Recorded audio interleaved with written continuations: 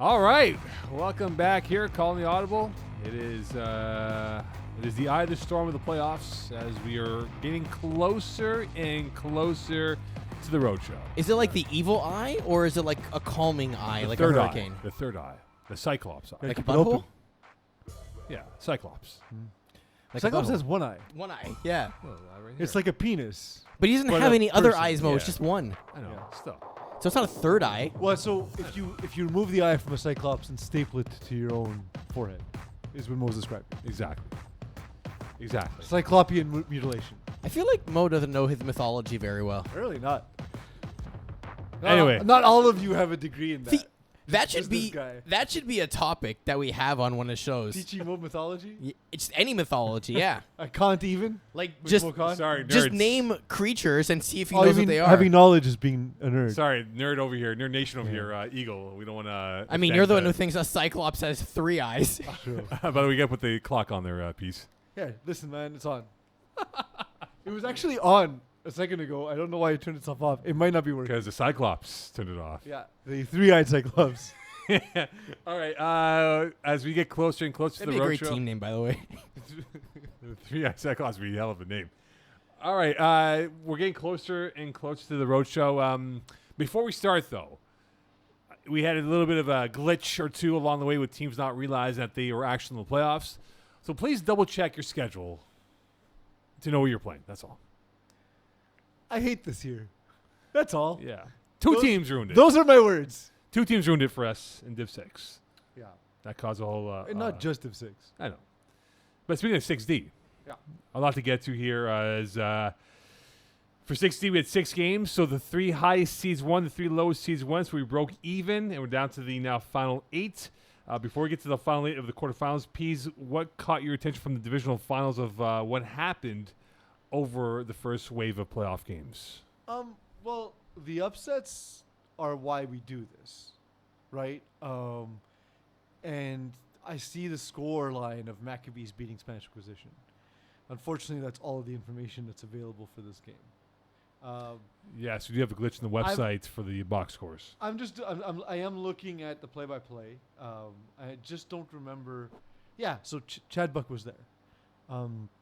So I find it surprising that they had Milik Lozon, they had Chad Buck throwing. That those have been the main 2 guys on offense.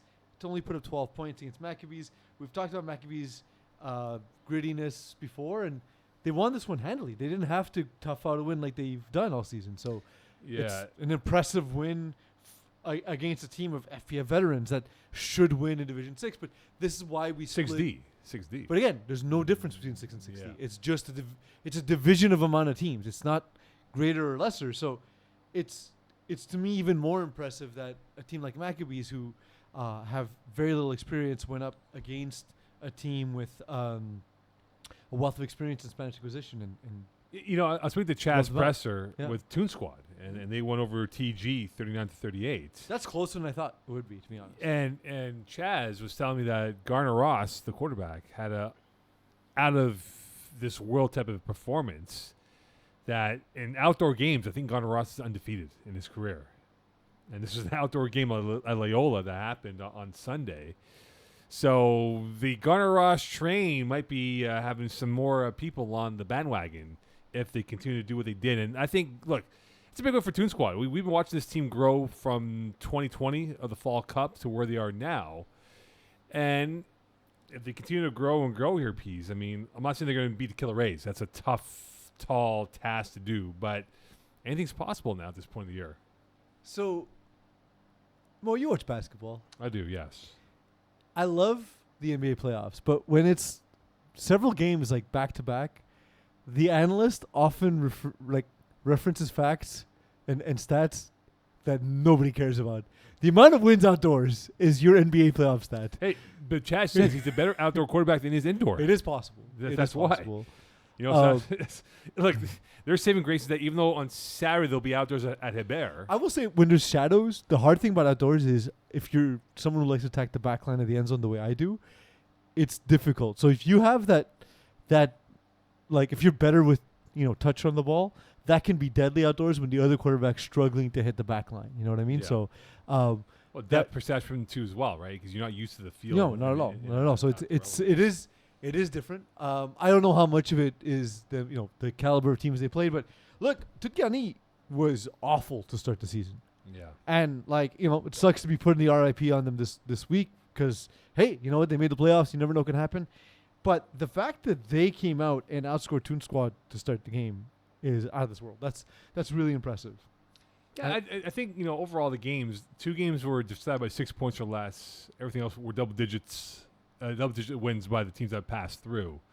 So I think in how this was broken up into what we have, I think it was fairly competitive overall from top to bottom. I think now towards quarterfinal weekend that we'll have on Saturday, there are some compelling storylines in the next 4 games that we have lined up. V-Town, Cavalier de Rohan, that's the Eagles team. I mean, that's a compelling storyline because you look at these 2 teams here, Pease, and what they did. I mean... I'm actually... I think I'll have an article this week because I'm finally feeling better, although I'm still not 100%. This is terrible. It's such an annoying injury. It's not even painful. I just can't use my hand. Slowly but surely, you will. It's getting there. It's getting there. Being left-handed and not having the use of your left hand is terrible. But I'm going to break them down. I'm going to break down the Div 6 games. So for Div 6 and 6 Demo, what are your keys to success, let's say, for V-Town and Cavalier? So the quarterback position. Yeah. Who do you trust more at this point? Because both quarterbacks have had their issues this year. Yeah. And now... I go Jonathan Velasco, personally, for V-Town. Yeah. And it's just that he's a little up and down. Reminds me a bit, we've talked about Dave DeAndre a lot during the season. Yeah. A guy who, when he's on, is really excellent. And his connection with Jason Cassandra is next level. But he also has games where he's not quite there. But I still think he's the more reliable of the 2. Yeah, I just find now for V-Town, and if they get sound, like if they get good, above average quarterback play, they can advance through. And, with Rohan, same thing with them. Their quarterback play, I was looking at the stats earlier today when I was looking at the prep over here. And for Rohan, the thing is that I'm worried about is that I don't know if I can trust what they have at the pivot position at this point in the year. Because you look at what's happened with this quarterback play, and again, as I load up with the page, I want to get up to the numbers here. This is not clean quarterback play when you have 79 teams. What you did is you first clicked on the team link on the 6D playoffs, and it brings you to an empty page because stupidity. Yeah. Carlo. Here you go. So yeah, good filibuster, though, Mo. That was excellent. Yeah, but go ahead. Play. Please finish. Sorry, I need it. Sometimes I like that we become a show about a show. Yeah, I know. And it's fun to sort of take the audience behind the curtain and be like, don't worry, we struggle with the site too, just the way you do. On a Monday morning when you check out your stats. Yeah. So Heber Padula, that's the thing, right? With him, 79 Ts, 6 sacks, below 55% passer. I'm not sure this can fly now at this point. But that's what I'm saying. I trust Velasco of the 2 for that reason. Yeah. Padula's been more consistent in the worst way possible. Yeah, he's more consistently not effective. Yeah, and I just think now for Cavalier de Rohan, also what worries me the most about them is you talk about all the time, Pease, is scoring touchdowns. Got to put up 5. Put up 5, and they can't put up 5. Yeah. They put up 2.5 per game. It's not going to fly unless you create V-Town. Unless V-Town has a lot of unforced errors on themselves. Not to be clear, you can win a game when you score less than 5 touchdowns, but you won't continue to win games. No, as you get deep in the playoffs, no. Speaking of deeper in the playoffs, Toon Squad, Killer Rays. We talked about Garner Ross and the juice that he has here, but Killer Rays is a pretty heavy out of what they can present on the football field, in my opinion. I know, for me, I know what Killer Rays need to do to beat Toon Squad. I don't know if they're capable of doing it, but that's in my article, Mo. So what are your thoughts as to what Killer Rays need to do to get by Toon Squad and Garner Ross? Do they just need to bring the game indoors? So Chaz Presser, when I said, hey, you guys have Killer Rays next, he's like, oh, bleep. Yeah. They're a tough team, man. They are not an easy out at all. No. And this is not a game that you can say, all right, we can roll through here. The thing now that I want to see from Killer Rays at this point in the season is, can they use more of the receiving core? Like, they have a good depth of touchdown producers when you think about it, with Hines, Gruber, and Ryan all combined for about 23, I think, touchdowns this year. And Evan White, you can correct me if I'm wrong, but he didn't play every game this season. No, he played 8. Yeah, so like he's a guy whose stats aren't even as impressive as they could have been, but he's a really good player too. Yeah. So that's 4 guys who just are matchup nightmares for you. Right, and if there is one thing that you have to look out for Garner Ross in this football game, is that can he be patient and not try to overdo it? Because there's going to be the moment where you want to be the hero of a play. And I saw it in the higher divisions over this past week, where some of the hero plays were high risk but high reward. But in the lower division piece, you have that high risk pass, you may not get that chance to recoup that lost yards or lost touchdown points that you would if you're controlling the narrative of the football game. Yeah, exactly. And it's gonna come down to that. But if you were, because you mentioned Chaz a couple times, if you were Chaz Presser, because he's the best defender on Toon Squad, who is he assigned to? Who is he taking away? The question that I would reverse on you is, do they even test them, regardless of who he's going to be assigned with? Because of the way His Killer length. Rays play, I think they will. I think it's a mistake, but I think they will. But of the 4 guys, who's the one that he takes away? Here's the thing with Presser, right? His length, he's a tall guy. He's not like a stiff in the hips type of player. No, he's very rangy. He's very rangy. He's got fluid in his hips to move around here. I just think that in terms of what they have to do is, when they get into the red zone, they got to figure out who is that red zone target for them. Mm-hmm. And if they can figure out that, hey, if like, you can't put him in the slot. I don't think he's built for the slot. But if you have him in the corner on the island, I think he can match up with the best of them. But it's going to be a tough piece, because it's like pick your poison. Because if beg your pardon, if Presser is going to be on the second best guy, what happens at that point, though? Do Killer Rays go to their first option, their third option, as at the end of the day? Killer Rays, we've talked about what they do wrong all season long. So I think Toon Squad know that, and it's just schematically calling the right defense. Like, you go to Gerber. If you go, then does Hines become a bigger target in the red zone? So I just think it's more of what Presser is on the football field. Everyone else has got to capitalize on his presence for the Toon Squad defense. You know what I'm saying? Like, if he's playing on the right side of the formation, then whoever's left of him, you better make a play, because he's taking away one side of the football field for you to make a play in this matchup. So it's going to be fascinating, though. If I seem distracted, Mo, I keep getting alerts that there's something in my driveway. It's a goddamn raccoon eating my goddamn compost. Oh, that's okay. I'll send it to Eagle so he can put up the clip. That's all right. Yeah. It's less all right for me, who's going to go home and clean it. Of course. South Rounders, Maccabees, they did play each other. The Bees took out the Rounders 19-12. So here's the thing, though, Peas. I was looking at the numbers, the total points for and against. Are we taking the under? If we had a gambling like a partner, are we taking the under? I like both of these teams because I think they're really talented, but I never want to watch any of their games. They're very boring. they slow it down. Their defense can make big plays, but they don't. Neither one really has an explosive offense. This epitomizes like Jaguars Titans on Thursday Night Football. Sorry? This epitomizes Jaguars Titans on Thursday Night Football. Like Jacksonville, Tennessee, Thursday Night Football. Or in London. Yeah, 9:30 in the morning. Yeah. I just, again, I don't. It's not like, maybe first one in 25 wins, maybe, right? I think so. But but also, like, that's the, like, so I feel like that is the game script for Maccabees. That's what they want, right? Like, I think if one of those teams is going to put up 5 TDs, it's going to be 7 Founders. It won't be Maccabees. No, Maccabees are not built. I just don't think they're built that way. I could be wrong, and I hope they prove me wrong, but that's not how I see it. Yeah, I just don't see it, and that's why this might be one of those games where at halftime it might be 6-0 for a team, and then we might see second half explosion by either side to get that victory. But I just think for Maccabees, look, this year they only average about 17.5, about 18 points per game, give or take, this year.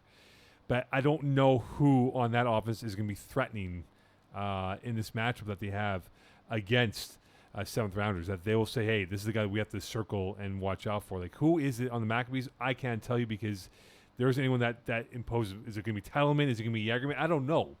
So Titleman to me is he's probably that guy. He's quick. He's quick. He can make plays in space. He's dangerous in a lot of different ways. That would probably be, Titleman or Jagerman. I lean Titleman a little bit, just especially both ways, right? Like he had 9 interceptions on the season. He's someone you have to keep an eye out for, and he's a guy who can close the gap quickly, and that again speaks to his quickness, right? So you can imagine how that works, especially on the offensive side of the ball, where you can catch a short hitch and turn it upfield and do some damage, right? So that kind of quickness is something you always need to look out for in FPF. Off Island Boys, Big Fat Bats. The Zappatelli brothers. Is there an answer to stop them? I don't think so, Peace. You need to get Matthew to throw. He's not an accurate quarterback. He's a phenomenal athlete. He's just not there yet as a thrower of the football. Yeah. But I think the key for Off Island Boys is if their quarterback plays, they're a different team, right? Like if Caleb Faulkner's there, then they're not getting stopped on offense, and it comes down to whether the Zappatelli bros can put up a lot of points. We look at the receiver brother. There is a huge AJ. There is a huge gap of his production value compared to everyone else on that roster. Mm-hmm. Yeah, he's the main guy. He is the artery that is the key to this whole heart. But if that is a clogged artery, can they survive with everyone else as a supporting cast? No.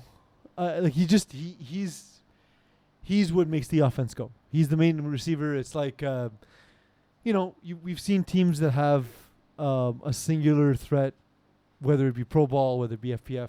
That's just the makeup of the team. I think in the playoffs, what helps the most is sort of secondary scoring and secondary targets. I don't know if if they're built that way. I don't know who would you even look to if not AJ Sabatelli? That's a good question. I don't know who would step up. I don't know. There's not enough experience within those guys to say, hey, yeah, that's the second target that we have to watch out for. Yeah, I agree. On to Div 6, and we talk about, again, there's been forfeits and people not playing, blah, blah, blah. All because of one fight. That kind of was a trickle-down effect. DVD, gentlemen, DVD. Yes. Are we not getting the fan back on here, Eagle? What's going on here? We're not getting what? The fan. It will come back. Don't worry. Oh, perfect. Was it too loud? No, it's fine. Okay. Perfect. So 5 of the 6 higher seeds won with the West Island Boys losing by 1. Are you surprised? Surprised that they lost by 1? Yeah, the fact that 5 of the 6 of the higher seeds won. No. I know because we this is the more predictable side of the bracket. That's right. The best teams get rewarded with the best matchups. And of course we had 2 forfeits. FKU beat Your Girlfriend's Cheer for Us, and Penetrators beat Team Poland. Neither games were played. Nope. Which is disappointing for the teams that now essentially have like an unofficial bye week. But the part of it that is surprising me is Wild Hogs beating West Island Boys. And we talked about Jason Armenti's presence and his experience outside of FPF and how valuable that was for Wild Hogs. That said, West Island Boys had to start Skylar Bailiff at quarterback. And the problem with having Skylar Bailiff as quarterback is you don't have him as a receiver. Yeah, it's not even a shot at his play because he was pretty good. Yeah. He wasn't super effective, but, almost 200 yards, 4 touchdowns. I don't love the 50% completions, but he protected the ball. There was no turnovers. Right. It was a clean game. And he did that without having the team's second best receiving threat right after Zach Stacy, right? So it's impressive. It's absolutely impressive. But Wild Hogs were just a little bit more effective. And Jason Armenti, again, having played outside of FPF, we see him using that experience, and what that translated to was having more converts because it came down to an extra point. So speaking of Wild Hogs, they got Tropic Thunder coming up here. The Thunder, they've now found their scoring groove of 30-plus points, 3 games in a row piece. So the Hogs have to make this like a slot fest, like a muddy slot fest, and really make it grind them out and really kind of cut them by the knees. Tropic Thunder are really good. Yeah. Alex LaRoche, who I've said before, I think I wrote my midseason report, underrated addition for Div 16 because he is where he lacks in athleticism, he makes up for with being a great FPF mind, great coach. He's a guy who can help you get good really quick. And also, the quarterback change to Mikael Arsenal completely changed his team. Mikael Arsenal, I can't even imagine what his cap hit went up to after the season he had. Oh my God, they're gonna be they're gonna have a first class ticket to like a higher division Yeah. pretty soon. Oh yeah. Like Div 5, Div 5, Div D guaranteed. I don't. There's not a chance he sticks around lower divisions. He had 12 interceptions as a defender. He had 40 to 8 touchdown interception ratio in Div 6. All the markers, like 60% completions, like he hit all the markers. But if they could the Wild Hogs trip up their offensive output, which I don't think they can. I think that's gonna be difficult. I don't know if they have the personnel to keep Tropic Thunder off the scoreboard. They did it with West Island boys, who are impressively athletic, but they're not what Tropic Thunder are in terms of what Arsenal can do at the quarterback position. But I think if Armenti slows it down and makes it a muddy track and keeps it a one-score game and doesn't just try to trade blows, I think that keeps them in the game, and maybe you win on converts, right? Like that's their game script at this point. And you know who loves mud? Pigs. Pigs do They live in mud. Arsenal, by the way, his quarterback rating is staying at 55. Why? I don't know. I'm gonna check that. Oh no, wait, wrong division. Wait, wrong division. No, wrong division. It didn't switch. It didn't switch. Here you go. Blame Carlo. Carlo. Here you go. I thought I had that ready.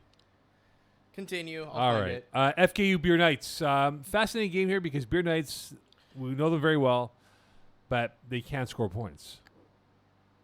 Yeah. FKU, we know them very well. Yes, Eagle. Okay, so yeah, quarterback rating going up to 65.2, defensive rating up to 73.8, and his offensive rating is 65.2 as well. So yeah. So they're going to have a one-way ticket up Yes, the indeed. ladder. He's already registered for Les Princesses. Okay, cool. Perfect. Eagle, I can't send a video of the raccoon. I don't know why. That's fine. So FKU, Beer Knights, are you worried for them at this point? So I don't know why they're not more of a prolific offense. They can't score 25 points in a game. It's weird. Like more than 30. But Frankie Scalzo has a 42-6 TD to INT ratio. Yeah. So they've been fine. And they scored. When they played weak teams, they scored a lot of points. When they played better teams, they stopped scoring. The second half of the season was less kind to Frankie Scalzo. Wasn't easy. And I don't know why, because they played free agent squad, they played Cavalier de Rohan, and they played Stratton Oakmont. That's not a tough schedule to end the season. That's stat padding territory, and he was fine. We don't want to misspeak and say he played poorly. He didn't. He was fine, but he should be one of the top quarterbacks in the division. He's a dual threat. He's a very good runner as well. Michael Pietrobon got off to this insane hot start and then cooled down again. I'm glad to see he's back from his injury that he suffered last season. He's definitely the guy to cover, but they have threats across the roster. Miles Kyler, is he playoff eligible? Is he in IR? I think I remember. No, it's a good question. Eagle might know the answer to that but he's question. not at his desk. No, he's unfortunately somewhere else. But Matthew Kilgen and Gabriel Levesque are nice pieces, as is Anthony Gentile. They're just Matthew Kilgen's targeted a decent amount, but I'd like to see Gentile and Miles Kyler, if he's on the team, to lighten the load from Pietrobon. I will see, and even Levesque, he has 5 touchdowns but only 19 targets. Get the ball, get the guy the ball. Yeah. He can play. He can play. Penetrators Primetime. This might be the most evenly matchup that we have among. That one's gonna be a fun game. That would be fun. The two best teams, I think they went combined with 16-4 during the regular season. Primetime's defense is excellent. They're gonna give Primetime the Penetrators a tough time. Justin Goodman was one of these quarterbacks that was like just on the edge of like, the touchdown to interception ratio was not exactly what you wanted, but it was fine. And again, like we see this more in Div 6 and other divisions where it's a one-man show on offense. Nicholas Fawn is that guy. Right. So it comes down to how they scheme for him. Rocco Cristiano is out for the playoffs. I have all these IR questions, but yeah, well, that's something that Eagle can answer it for us. Eagle, do we know who's replacing Rocco Cristiano for the Penetrators? I do not know. No, because he is on IR, right? I believe he is. At least he is for I think either the Ghosts or the Bruins. I think he's on IR. He didn't play this week. Can't you not be on IR for more than you can't be on IR for one team and then. Yeah, you can't be selected. I know. I don't know who their replacement is. Okay. That's the question. Well, ironically enough, the Bruins lost, so he's down to Ghost and whatever's left with them. Yeah. But for primetime though, and we look at their turnstile of quarterbacks. Yeah. That's not how they've got to where they got though. Right? No, they got there on the backs of their defense. Yes. That's their identity. They're going to ride it. I think it's going to cost them in the end. I don't know if it cost them here. You know what I mean? That's it, right? Like they might get back by this round. But could the quarterback play cost them? I mean, who's the quarterback? That's right? why. That's what I'm saying. I would imagine it's Jacob Souls, but we'll have to see, right? Like he hasn't played every game. They've had guys take like snaps in individual games who didn't start. Look, it's playoffs. Start your guy. Souls was fine. He wasn't great. Yeah. He was that part of that mid pack of quarterbacks. I expect a little bit more of him from this season, but he just didn't get there. Underrated running quarterback. I don't think he's been talked about the same way as a lot of these other guys, but Div 6 you see it a lot, guys who can move on the ground. But like even in 7 games, like not cracking 1,000 yards, only 24 TDs. It's okay. It's fine. It's fine. And Carter Condon's their two-way threat, and Georgia Jodis and Arias Jodis, of course, excellent players in their own right. Georgia Jodis, by the way, 42 catches on 50 targets, great season. Hell of a year from. Yeah. Thunder Buddies, Dusters 2.0. I saw the Dusters game that they had. Very impressive that they had on Sunday. So is the theme of the game youth versus the veteran? I mean, Will Power's 24? But we just known him since he's like 17. But but he's got FPF credits though, right? He's been there for a long time. So I mean, the Dusters, they're a very young team. These guys I don't think have hit puberty yet, for all I know. But can they remain patient against a Thunder Buddies team that their DNA is all about being patient? Yeah, patient and execution. They had Corrado Johnson, Francois Rochette, Will Power combined for a total of 24 interceptions between 3 players. And that's nasty. If there's one thing the Dusters love to do, is they love to rocket launch their footballs. And here's the other thing: is Thunder Buddies not only do they have the best receiving core and a great defense, that ball hawking defense, they also have the best rusher in the division, Terry Babelas. Which I was going to ask you the question now. He has to rush. It's the playoffs. Rush. So the Babylon Club, the bet next year, because he's played quarterback now, bet is this: would he have more sacks as a pass rusher, or would he be sacked more as a quarterback? Was he sacked that often? Oh, he was. He was, my friend. Hold on. Let me 16. Well, he had one more. He gave up one more sack than he provided. Yeah. So next year, if he's a quarterback in spring season, if he's back, will he be sacked more often than he sacks quarterback? I think he's going to be sacked less. The reads are going to start coming faster for him. Terry's one of the most committed flag players I've ever met. The guy loves flag football. He kind of has an Andrew Langbert vibe to him, like a guy who just studies. You know what I mean? Yeah, I hate to bring up this. No, I'm not going to bring it up, the example. It's off air. Okay. Yeah. We're off air, Mo. We're not. Oh, I tried. No, I can't. Because it'd be... No, I can't. Anyway, well, let's... You know he's going to message us and ask you what you're talking about, right? Yeah, exactly. He's gonna ask Mo. So who are you referring to? I'm gonna say, you know what? You remind me of Lawrence Taylor. Right? Because of the Yeah. Coke. Of course. On to Division 5A. Wait a second. Will Power threw in Div 6 this season? Yeah, Was that allowed? I don't know. Oh, his quarterback rating is lower than I thought. 64.6. All right. Fair enough. All right, 5A. The most impressive win from the opening weekend of games in 5A in your mind, PZ, was who? Mo, I love the way you slowed the pace of your words I because you did. saw me loading the page. So was I. Man, best teammate ever. Was who? So the games kind of went as I expected. So maybe backwoods. I don't know. Balls deep. Pick one. They kind of. Los Banditos. That's But impressive. Los Bandidos, I expected that. To me, they were the favorite. I was impressed. I hope by- I picked them because I hope so too. I think I picked Wub Dub. I actually picked Wub Lubba Dubs to win. I was impressed by Goofy Goobers. I know I've ripped them a couple times. don't know why. They're I really don't good. know. I think I don't like the name. That's why. They've already been to the finals as Goofy Goobers. I know with Jared Taylor quarterback. Yeah. like years ago. Yeah. Which Jared Taylor cost them that championship. That's right. If you I remember. remember that. The push off for a PI. Yeah, and then his parents were upset. Yeah. At a flag game. But Yeah. Russell Schwartz is good. He was supposed to be the quarterback before they found Jared Taylor. Yeah. And to be honest, I think, yes, they got them to the finals, so it worked. But, I don't think they necessarily don't get to the finals that season with Russell Schwartz at quarterback. I like him a lot. He's not perfect, but he does avoid the big mistakes. They intercepted Nick DeMalo 3 times. Nick DeMalo has been great since he got there, and now the inexperienced at quarterback finally reared his ugly head. I thought Jim Calathus could have had a big game, and he didn't. And Max Bura did Max Bura things. He had an interception, and he scored 2 touchdowns on 2 catches because that's what he does. He's a freak.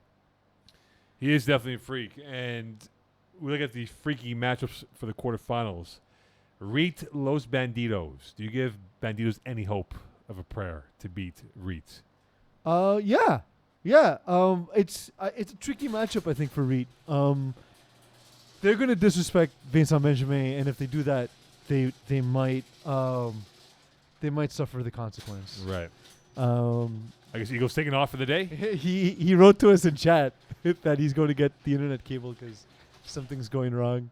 But he said, "Don't worry about it. It's fine. We won't have to re-record the episode." Hopefully we're not on mute. He insists. Look, I think they present a lot of challenges. Francis Delahaye is a very mobile player.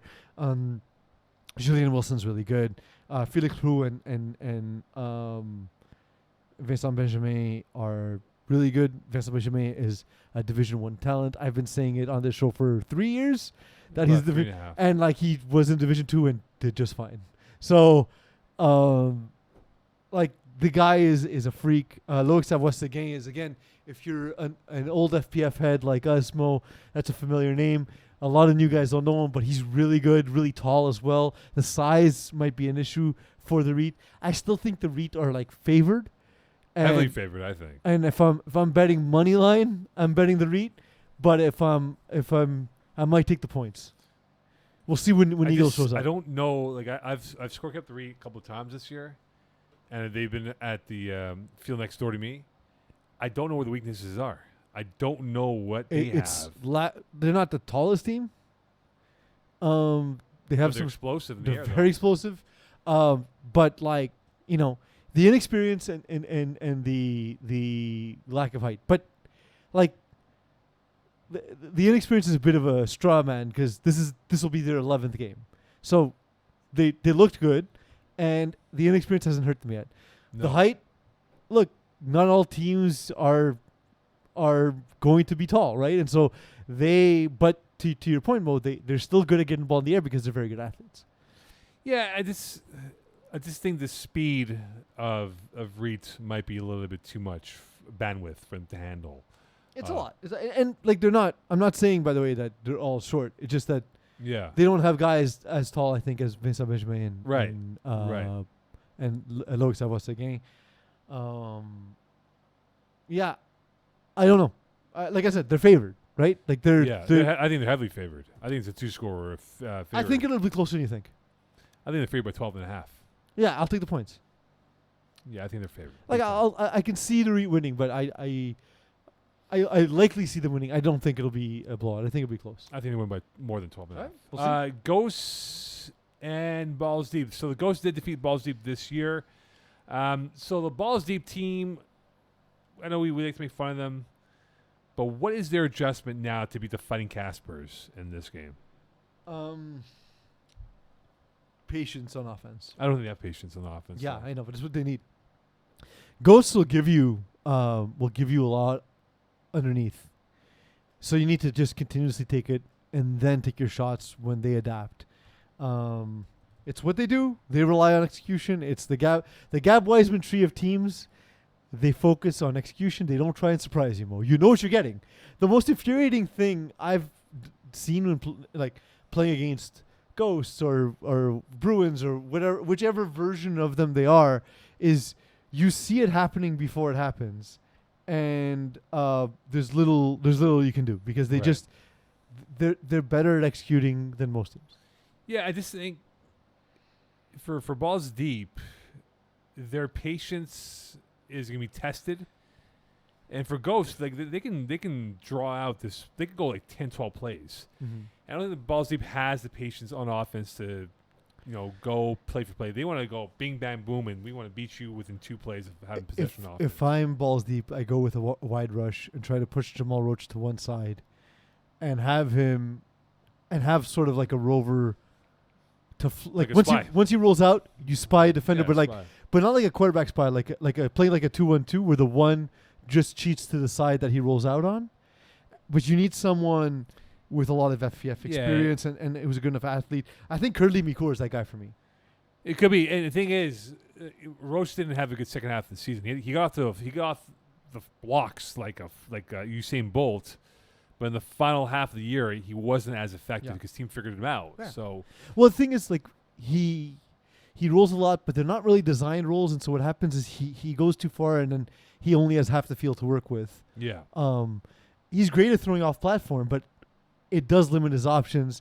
Again, knowing this team, knowing this personnel, if I am Balls Deep, Curly Micour is the guy I'm using as the one in the box to, it becomes the Raptors against the Golden State Warriors. You play the box and one. Yeah. Right? Yeah. Zone plus a man on Yeah. man over there. So the Kyle Lowry in this game has to be Curly Micour, right? You would hope so. Or maybe the Kawhi Leonard. Better defender than Kyle Lowry. But he wasn't the rover in that I season. know. He didn't. I know, but I'm saying that from a Yeah. defending standpoint, though. Yep, I'm making a very specific reference. I know. Ravens backwoods. So they did play each other. Ravens were crown roll over the backwoods 41-20. If you picked up on the line, both teams were purple. And crown roll. I don't see purple. Oh, It's true. blue or pink for me. All right. So I apologize. Ravens wear navy. And Yes. do backwoods also wear navy? No. Yeah, they're pretty navy. Yeah, yeah. Sorry, man. Yeah, They're navy. Purple. Purple it is. Nope, purple's a lie. Birds are a lie. Did I ever tell you I signed my brother up to the newsletter for Birds Are a Lie? So he gets updates, and he updates our group of friends once a month. Oh, man. He must be pissed. No, he enjoyed it. It's great literature. Okay, so when we look at it right now, the Fighting Pose, the Ravens, for them right now, could this be a tricky game against Backwoods? Because Backwoods has some pretty decent ballers. Hennessy O'Reilly is a really good receiver, and he can turn a simple route into a massive catch here.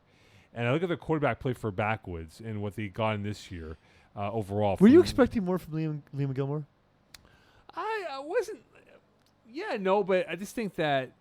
I kind of was. I thought this was going to be a big step season for Liam. I mean, he's got some good pass catchers. Quentin Rice is really good. Skylar Biff played a cameo role of 5 games. There's some good catches. I just think for Gilmore, it's just more like baptism by fire of learning the position even more of where he's at that level. Yeah, I think it'll benefit him down the road. I thought the crop of Div 5 top end quarterbacks kind of moved on, and so it was his time to shine, and it wasn't quite that. He was okay. Yeah, no, I think so. I like the efficiency, just not as he didn't score as often, and he didn't protect the ball as much as I'd like. Yeah, I just thought because Backus had a bad game against the Ravens in the second half of that matchup. So Ravens, they pose a lot of difficulty against a lot of teams. Their size is a lot to deal with. There are some things you could take advantage on their defense. But that doesn't mean you're going to score a ton of points. It just there's a way to attack that defense, and once you see it, it's pretty clear. We look at the next game here, Metaverse taking on Goofy Goobers. I'm going to say it. Metaverse, False Kings. Well, this is a good test because I think Goofy Goobers are better than their seed, and I think Metaverse are a little. I'm going to agree with you. They're a little worse than their seed. Their offense is below standards, and they're going to need to score against Goofy Goobers. Yes, this might be a score-for-score game here, unless Verse can really get to the defensive gods to really put up a shield and prevent any points coming from Goofy Goobers. But the thing is, like, Jonathan Perez is really good. The bulk of their team returned this season. No Groper's special. We've been saying that for a while. Yeah, I like how much they spread the ball. Corey Walowski, I thought, was a smart addition with the extra cap space afforded to them by not having Dondre Borden this season. Right. I think you might be right though. They've only scored 30 points once. Yeah. That was against Kings of the North, which isn't really much to say. Yeah. So I mean, you think about the losses. They lost to the Banditos playoff team. Well, with Lubba Dubs. They beat Los Banditos. Sorry, beg your pardon. They beat by one. By one score. Beg your pardon. They beat Lubba Dubs by one. They beat Step Bros, a game that I thought they could have put more points up. They beat Longhorns by 6. So you see the pattern here that it isn't like double-digit wins here. It's more like they let teams stick around. They do, and so I just wonder now for Goobers, who they beat by 1 way back in week 1. Goobers are much improved, and this might be one of those games where they can pull away. Well, and Goobers hadn't played for a couple of seasons. Yeah, they definitely have not. So I just think that for Metaverse, they're my False Kings for this week. Yeah, I think you might be right. More than anything, though, I just think it's not a particularly safe matchup for them. No, it isn't. On to 5B, Div 5B. So 3 of the 4 lower seeds won the opening round of games. In your mind, Peasler, as I like to buy some time for you. Well done. Which was the most surprising loss in 5B? Bines Save a Horse. Eagles' favorite team. Bins. That's a shocker. I mean, Warriors Team Sexy. The result is shocking. The 47-14. You're not seeing any game sheets on the screen for those watching because we don't have a producer at the moment. Eagle has abandoned us. So for the YouTube audience, sorry it's so visually boring for you this week. Hopefully Eagle will be back in the studio soon. But yeah, losing 47-14. I didn't see that happening for Team Sexy. But Team Sexy couldn't score points though during the regular season. They weren't a high-scoring, high. Yeah, but I didn't think they'd allow 47. I'm not surprised though, Pease. I'm not because you're surprised that they allowed 47 points. I'm not. You're not surprised they allowed 47 points. I'm not because it was sort of like a boat that has a hole and water's starting to. A whole boat. I hate those. Yeah, exactly. I'd much rather a half boat. Exactly. That's more effective. But it just started to have water come into the boat, and they literally sank to the bottom of the sea. I mean, I think that because when you see Warriors, they're kind of unassuming, and then they start unleashing their speed, and Benji Ziegler and Max Diane and Matthew Leutner, like everything about this team is well built. Like it's not splashy, it's not sexy. They're kind of what they have an opportunity to be like kind of what KGP's been in the higher divisions, like just a low division team that just wins. Yeah. Like they're not, nothing about it is particularly spectacular, but they just win. But then again, like I said, for me, it's been beating Save a Horse. That one had to surprise you. Just you're not allowed to say it didn't surprise you. Cookers, big win as well. So speaking of Cookers, they play lockdown now. So I asked you this question, piece, No, because there goes the recaps. yeah, there you go, exactly. So Lockdown plays Cookers. Yeah. Eagles flying out to the UK. The team you forgot about, by the way, that he couldn't break down last week. Yes, exactly. Eagle will be there for the game. Yeah, he will, but he's flying out to the UK Sunday night. His game is at 6 p.m. Sunday on my field in Lachine. So should I delay the start of the game? Should I take my time? He can walk to the airport from there. Oh, so it's a he- long walk. It's a long walk, It's a long but walk. he's got 3 hours. He's fine. But you think I should delay it though? Kind of, make him a little bit nervous here, make them more pennies. I mean, I know Eagle. He'll just buy another ticket. So I You don't, know, he think might we'll- fly with his arms. Yeah, it's true. It's true. So how lucky did Lockdown get to get a nice cooked meal with Cookers? well, I think that they I'm got very recovering. lucky. I'm recovering from your joke. Sorry. Hey, they- nice cooked meal, man. Look, that's the benefit of being a top seed. You get to play one of the worst teams, right? I think it's the best matchup. I think Lockdown didn't want Warriors. I think that, and like the fact that Warriors play Air Force One, and we'll talk about that game later. Yeah. The fact that those two teams are playing each other and Lockdown therefore will only have to face one of them, They got lucky. because both of those teams are terrible matchups for Lockdown. But yeah, it's a great matchup for Lockdown. They're the kind of defense that Pat Riot will destroy. Like, are we the They're gonna have a false sense of security from the 20-14 Week 1 game, Yeah. because Lockdown had a lot of new pieces going into the season that hadn't yet fit the system. Quarterback is explaining the calls in the huddle, drawing plays on his hand. It's different now. They're a different team. They're better than they were to start the season, and they were good to start the season. Reese Morgan Tracy, John Michael Anfossey, and they're more familiar receivers than Max Newcastle and Steven Alberico. Those guys are sort of the possession guys, and then they added the speed of John Michael and Reese. So I just think it's too much for Cookers to handle. Are we gonna lose Eagle to the Div 5 final? I'll tell you this: if Eagle makes it to the road show, the last game of the night will be Div 5 It's 4 p.m. 5B. No, it'll be moved. Yeah. It'll be moved. Yeah. I'm telling you now, it'll be moved to the last game of the night. Speakeasy Binds, Easy 1, 26-19. The Bins, or are the Bins or the Binds? We'll call them Bins. Okay, I believe they're the Bins. Bins. Could their defense be the reason why they win this game Who, Speakeasy? against Speakeasy? Because Speakeasy, Oh, against Speakeasy. Okay. yeah, like I've seen Speakeasy a couple of times here. They're your traditional team with Vincent Richard quarterback. Yeah. Nothing sexy. You know what you're getting. Yeah, nothing sexy. You're getting a nice meal. That's gonna say, you know Are what? you hungry? No, no. You went back-to-back meal references in the I last 2 know, games. I did. Ramadan's done, bro. I You know, can eat. I know. I promise. I know.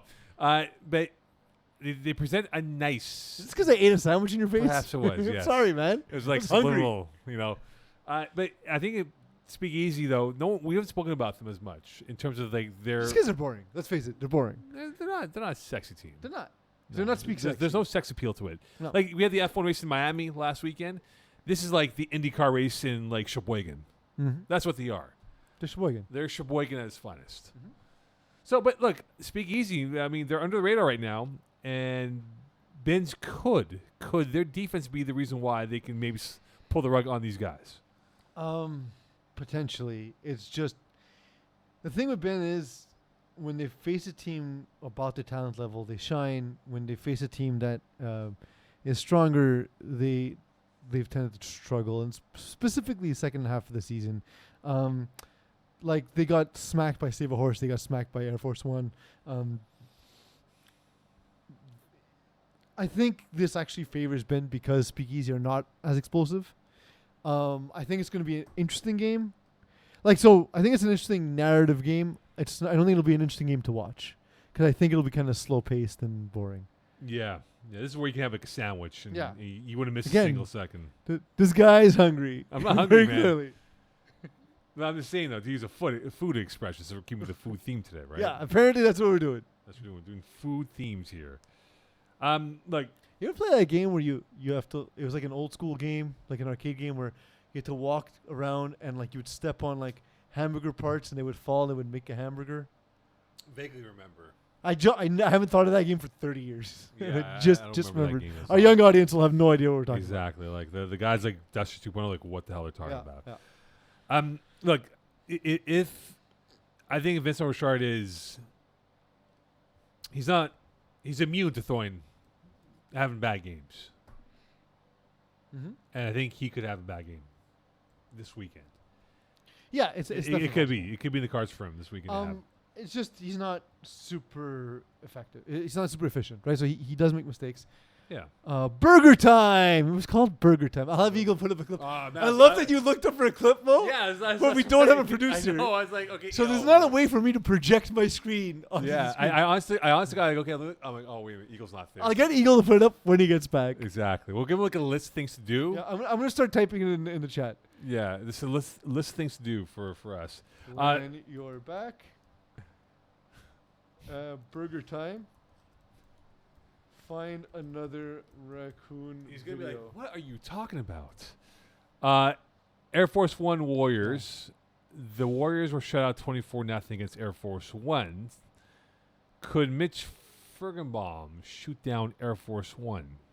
I don't know what to do with Air Force I One, don't think man. so.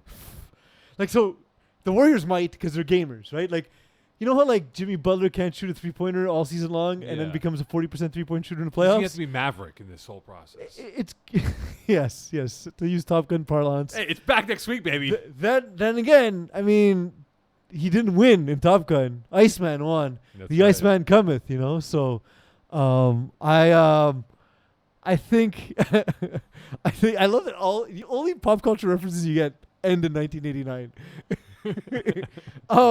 So yeah, I think Warriors are actually the type of team that can give Air Force One a tough time. I don't think they knew what they were in for last time around. I would be surprised to see a complete and utter blowout, but I still don't know if they have enough to get past. No, Air Force One. I think Air Force One. Speaking to a guy in that side of the conference, he said, "Man, like, even I don't know if we can beat this." Not saying his team couldn't beat them, but he goes, "This team, if we had faced them, not sure if we can beat them." Simon Blais, by the way, looks like a different human than when he first joined FPF. Oh man, You keep looking up. I know false. It's a default thing I do right now. Simon Blais. Look him up, please. So I just, I don't know where they're gonna have a glitch. None, because they're not just tackle guys. A lot of them also played flag. Yeah. From what I understand, I could be wrong about that intel, but we're covering 200 plus teams. I'm pretty sure I'm right about that, but it's the worst thing. You'd actually rather face a team full of tackle talent than tackle talent who 'cause also those play tackle guys flag. have no idea what to do. Like, Yeah. yo, what do we do, bro? Well, I I told know. you, like, before we started the show, like when I played Dawson Pierre, it was like his second or third game in FPF. He scored 3 touchdowns, but on defense, we literally ran him out of plays because I know how tackle guys defend, right? Like, yeah, of course. it's just different from FPF. Of course. And they're not looking for the types of concepts we call in FPF. No. So, it's that kind of thing, but you can't do that to Air Force One because it's not their first season. B, I believe they have flag experience. C, they're better athletes than you. Yeah. And they have quarterbacking, top to bottom. They're really good. They all Chaps- played at Vieux Montréal, if I'm not mistaken. Yes, the CVM program. Yeah. Trapstars, 2 Pfizers. Trapstars won Weren't by. Speakeasy the original Trap Stars? Wasn't that their name I before? think so. Yeah, they were. Or Nick Richard's team anyway? Yeah, I mean they were the Trapstars. That's right. Stars won by 3 in week 10.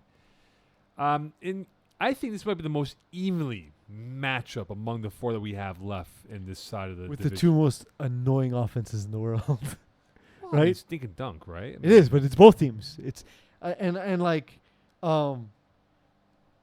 with Cooper Young, he's kind of learned the Ryan Garber's offense. He's a good athlete. He buys time, and Ryan Garber, great season as a receiver, by the way. Underrated as a receiver, really good athlete. And then another guy I want to mention on Trapstars is a guy I've noticed on defense. He can do a variety of things. Kyle Oberfeld, really Yeah, good in he's the a very good flats, really player. good rusher. His hair flow is magnificent, Yeah, by it the is. way. It's beautiful, Phenomenal hair. absolutely beautiful, and he's annoyingly tall. He's not tall, but he's good size. Well, good maybe height. it's just range because he rushed me once, and like when he put up his arms, I had nowhere to When throw. it- I that- had to with throw that around him. blonde Thor hair like Yeah. of his flowing, like he could be the next Thor actor. I can see it. He could. I Maybe can not see it. Thor. Maybe like Thor when he was like 17. If they look at like Young Thor. yeah, like like the younger Thor growing up to where he is and the whole storyline. There used to be a young Hercules cartoon when I was a kid. So Maybe kind there of we thing. could do one. We can pitch one about Kyle being the next Thor. yeah, we'll see if Rob will finance it. Guys, I'm not too sure about that. But that game has potential to be low scoring, but this intriguing because you're right. Similar parallels of how their offensive philosophies are dink and dunk. We're not going to air raid it at all, but our air raid is making those 5-yard passes. And can you figure out who that 5-yard pass is going to go to? And if you do, we'll go to someone else. You might clog one hole. We're going to open up another hole to go through. Yeah, I agree. I agree wholeheartedly. So on to Division 4A, Peas. My goal is to finish this show. Before Eagle gets back, Eagle gets back, and Eagle's like, what do you guys do for the last hour and a half? we just stared at the camera. Exactly. Okay, on to 4A. Mm-hmm. And so 3 of the top 4 seeds win. Bruins going down to small Giants. Giants did have a 2-score lead. Going into the second half, Bruins had the lead with 5 plays left. Justin Leonard scoring with 1 play to go. They won by 6. Are you surprised that Bruins go down early No. at this point? No, small Giants. Again, Bruins can be had, and the way Justin Lerner's played this season, I'm not surprised that he found the weaknesses. He was 22 of 30, so he saw what the defense was giving him. He and threw a took bad it. INT, though, in the red zone. Well, I was gonna say the thing that surprises me about this game is that Justin Lerner got away with throwing 2 interceptions to win the game, and Gab Wiseman also throwing 2 interceptions. That's not like him. But Mo, tell us about that pick in the end zone. in the red So zone. they were driving to perhaps go up by 2 scores, just small Giants, and Leonard rolled out. I think it was like 2 minutes left in the game. Threw an INT. Bruins come back, they score. So they're up in this football game. And then with 5 plays left, Giants come down. They score with a play to go. Hail Mary 10 by Louis Bijan, your boy. It's not even close to the end zone. Yeah. And they win by 6. By the way, speaking to the man himself, Johnny Matty Meadows, barbecue at his house, so please get ready for the barbecue bash. Yeah, we're in. I told him, I go, listen, I told all of FPF that we are coming to the house. Yeah. The small Giants, get ready for the FPF. Hey, it's 31. Cavalry. It was 31 degrees. It's barbecue season already. Yeah, so Um, we're coming. We're coming, baby.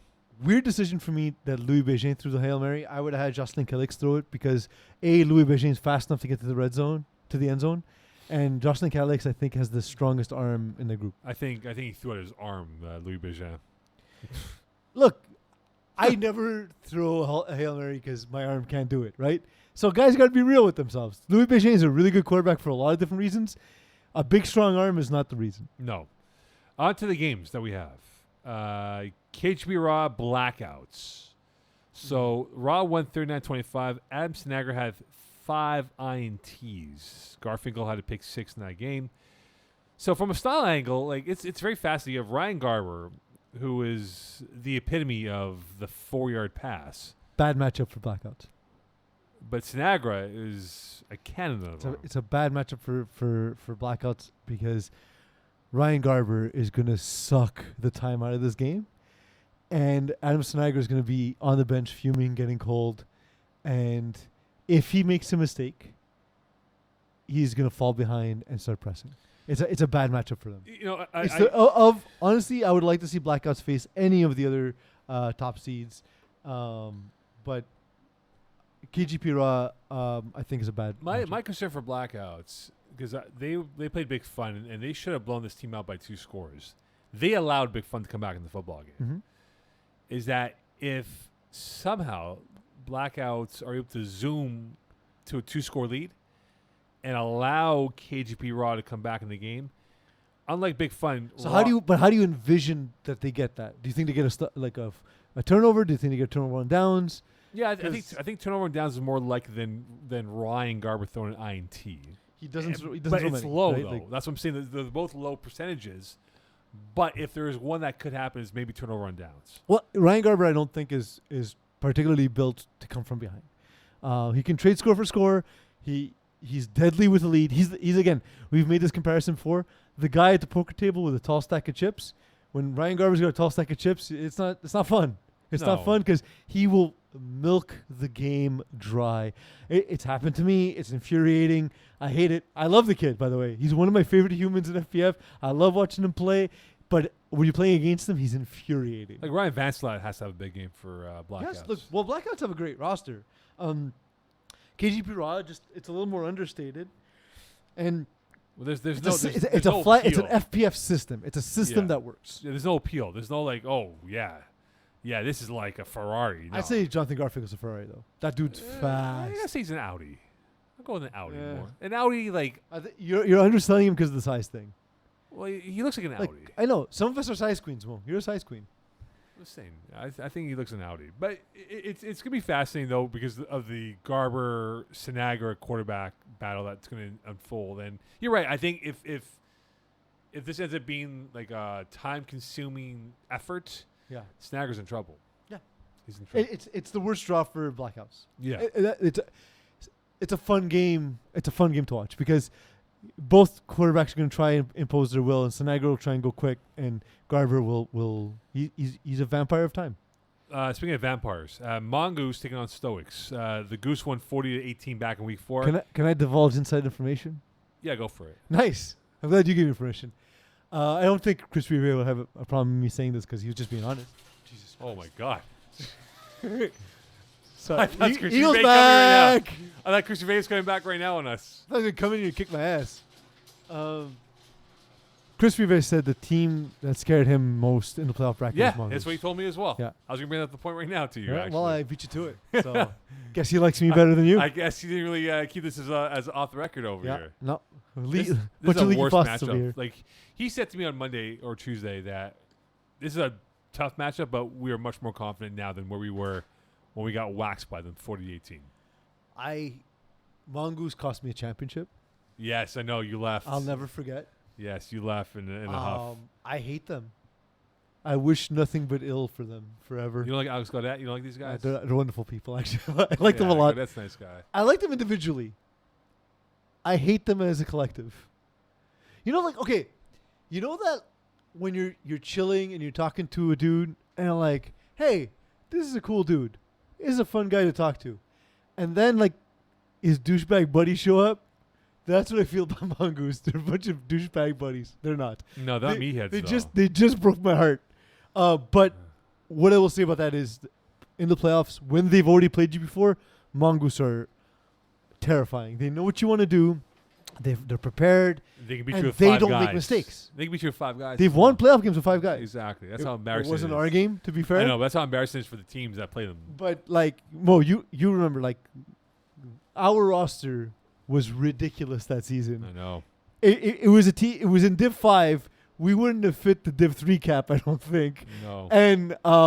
And we lost to Mongoose because they don't make mistakes, and if they know what you're gonna do, they're gonna force you to make mistakes. Your tears are still on the floor, on the hallway floor of Bell Center Brossard. I've never been the same person. No. I've never been the same person. I just think for Chris Rivet, his defense played well against Santar on Monday. Yeah, Monday. Because they had a pick 6. They had a couple of big plays on defense. Can they generate the same script and get a big play? Because here's the thing, though, right? They had a 2-score lead against Santar, and they had the ball to go by 3 scores. Couldn't do it. Couldn't kill off Santar. Gave Santar a chance to maybe tie it up and maybe force overtime. If they have that same script where maybe they're up by a score, not 2 scores, and get the ball back here, can Chris Rivet find the bullet that will kill off Mongoose? Not literally, but in the context that it is. I think it comes down to one dude, and it's not on offense. Rahan Sarwar? Stop. I meant guys who can play football. No, what I mean specifically is this team has a Highlander, Mo. There can only be one. Denzel Eddie Lowe. And he ended off the game with a pick 6 deflection off a pass rush to finish off Santar, by the way. Well, that's what he does. He's ridiculous. Alex He was Godet. late. Alex Godet is an underrated athlete. He moves really well in the pocket. Denzel Eddie Lowe will not let you. He's great at taking angles. He's a freak in terms of his speed, his incredible range. Like, he was rushing me from my left side, Mo. I was throwing a ball to the wide right, purposely avoiding him. Yeah. He jumped up and intercepted the ball as I threw it from the rushing position from the opposite side. Like, he pick-sixed me twice in the game, Yeah. and that one there was like, I turned to Justin Blanchard. I was like, dude, what do you want me to do? There's nothing you I can threw do. away from him. I know. Like, what do you Nothing want me you to can do? Nothing you can And do. that's just what he is. He brings something absolutely special to the team. The team offensively is interestingly built. That it's a really good collective unit. Kevin Bustani, Vincent Chung are Rehan similar Sarwar. kinds of receivers. I don't notice a single offensive stat for Rehan Sarwar. I don't know what happened. Just saying. Not a target, not a catch. He wasn't happy with me because he didn't have the proper uniform on Monday. Well, you know who should know the rule book, He should know the rule. right? You know, Yeah. former referee of the year. Did he win that? He really? won that 2 years ago, 2019. The last staff party we had. Oh man, it's been so long. I totally forgot about that. Yeah, Yeah. you're right. My bad. Sorry about that. 2019. Speaking He's the of- reigning, the reigning. 3 years running, longest streak out there. That might be the longest streak right now for any sporting like championship title holder. Don't you? If you remember correctly, when we lost to Mongoose, Rehan claimed the championship because he played with them 180 years ago. Even though he wasn't on the roster. Yeah. Like He was on claimed the roster. championship Yeah. for Some Mongoose. like loophole backdoor crap. Anyway, I was like, no, that doesn't work. no, right. Top season small Giants. Can't wait for the small Giant barbecue. This is a bad matchup for small Giants. Giants lost 52-25. Lerner had 3 INTs. Yeah. So how concerning is it for the Giants? So they get off to fast starts and they let teams back in. And this Small season- Giants need to force top season not to use their man defense. And then Justin Lerner needs to be patient and not fall for some of the baiting defense that they run. Well, look, top season's got a pretty good quarterback though, in McGrath. Absolutely. I'm just talking about one side of the ball specifically. They're going to have to go score for score. And that's why I'm mentioning the defensive side of the ball for top season. If he's going to turn the ball over, they won't have a chance because they were not going to get the same stops Yeah. that top season can get. So for that reason, I think that's the game plan going in for small Giants. Force them out of man, force them to play zone. When they're in zone, I'll let their shoots develop and then hit your receivers. Also, I think for small Giants, they're a little bit banged up as well. So how healthy will they be going to this game? Who's hurt? A couple guys are hurt. Who are those people? The Wrangler, Okay, Darren McDazian. McDizian, and Johnny Matty Meadows is a little bit banged up. So how healthy are those guys going to this football game? Well, take horse steroids and you'll be healthy as a horse. Will they put steroids in the barbecue when we all go? I hope so. You know, we should call Johnny Matty Meadows right now and ask him. Okay, let me put that in Eagles list. Yeah, we'll call him up right now. Call Johnny. Matty Meadows. Sorry, I wasn't writing in the chat window. I know. So I was just searching random letters. Call Johnny Matty Meadows. Manny. Wait, right. Brotherhood Takeover. If you're a takeover, are you salivating on the fact you're facing a stumbling Brotherhood team that they've only scored 1 point in the second half of their last 2 games? Wait, And- the second half of the last 2 games? So the last 2 games in the second half, Brotherhood scored a single point. So this is your second NBA stat? Second point. But here's the thing, though. Takeover, unfortunately, had a unwanted bye week with LBB not being there. So both teams have kind of come in cold here. In the playoffs, there's no such thing as an unwanted bye week. If someone's going to give you a free win in the playoffs, you take it. Of course, but they haven't played in 2 weeks, though. But Both they teams. played together for 100 years. They have. But So, like, I don't know. I'm not particularly worried about it. I don't know what to make a takeover. Are takeover good? when they want to be, yeah. So you're saying that it's a choice? When they feel like playing, they're really good. When they don't, Again, they're it's awful. It's strange. It's strange that you're making it a choice. Like, it's like, well, I don't think I'm gonna go to work today. I'm just gonna stay in bed. Best prices for beds. Eagles gonna get this right now or what? Eagle, I'm sending you some production notes. Yeah, Yeah. I've been seeing them come in, and it makes no sense. Yeah, that's fine. Can you call it Johnny we're not Matamoros giving you. right now? We're not giving you context. Can I give you Johnny Matamoros number? I was gonna say, what do I need to look at raccoon videos for? I'm not telling you. But here's the thing though, with Takeover, they don't have the speed like Brotherhood has. They don't. But they have guys that find ways to get open. Vincent Benjamin, Archietto, Will Power. That's the thing. They're not receivers who rely solely on speed. They're not slow receivers either. They're not top hand They're burners. quicker than fast. They're quicker than fast. They understand where the gaps are in defenses. They have great hands. They have great size. There's not two better ball winners on a team than Will Power and Vincent Benjamin. If the ball's in the air, it doesn't get intercepted. It goes to those two. Right. On to 4B. And Voodoo pulling off the big win over Golden Eagles. Are you surprised by that piece? I don't know what's up with Golden Eagles this season, man. Dude, this is a weird season with these guys, roster. I saw them and I was like, oh, Golden Eagles can be really good. And I've never been more wrong about anything in my life. Are you surprised that Voodoo won or that Arush lost 12-6 on Martin? I'm as surprised by Golden Eagles' descent as I am by Honey Martin not scoring points. I don't know what that's about. Honey Martin, I think, has scored like 14 points the last two games. Or like 20 points the last two games. It's That's I'll bring it crazy. up. I'll bring it up. Like Eagles busy. I'll bring it up. Yeah, we don't want to infringe on Eagles like work right He's now. got some workflow going. I may be back up, so we'll see. I'm gonna do a few tests. Have we been talking for nothing? No. You're still going. Okay. Because that wasn't clear when you left. I was like, I think the show is still recording. Thank you, Iggy. Yeah, like Honey Martin, they scored 12, scored 19, they scored 7, they scored 13. They haven't scored over 20 points since week 7. So hashtag blame Since Iggy Magnets. April 2nd. No, I don't get it. I don't know. Blame Iggy. Like, Blame Iggy.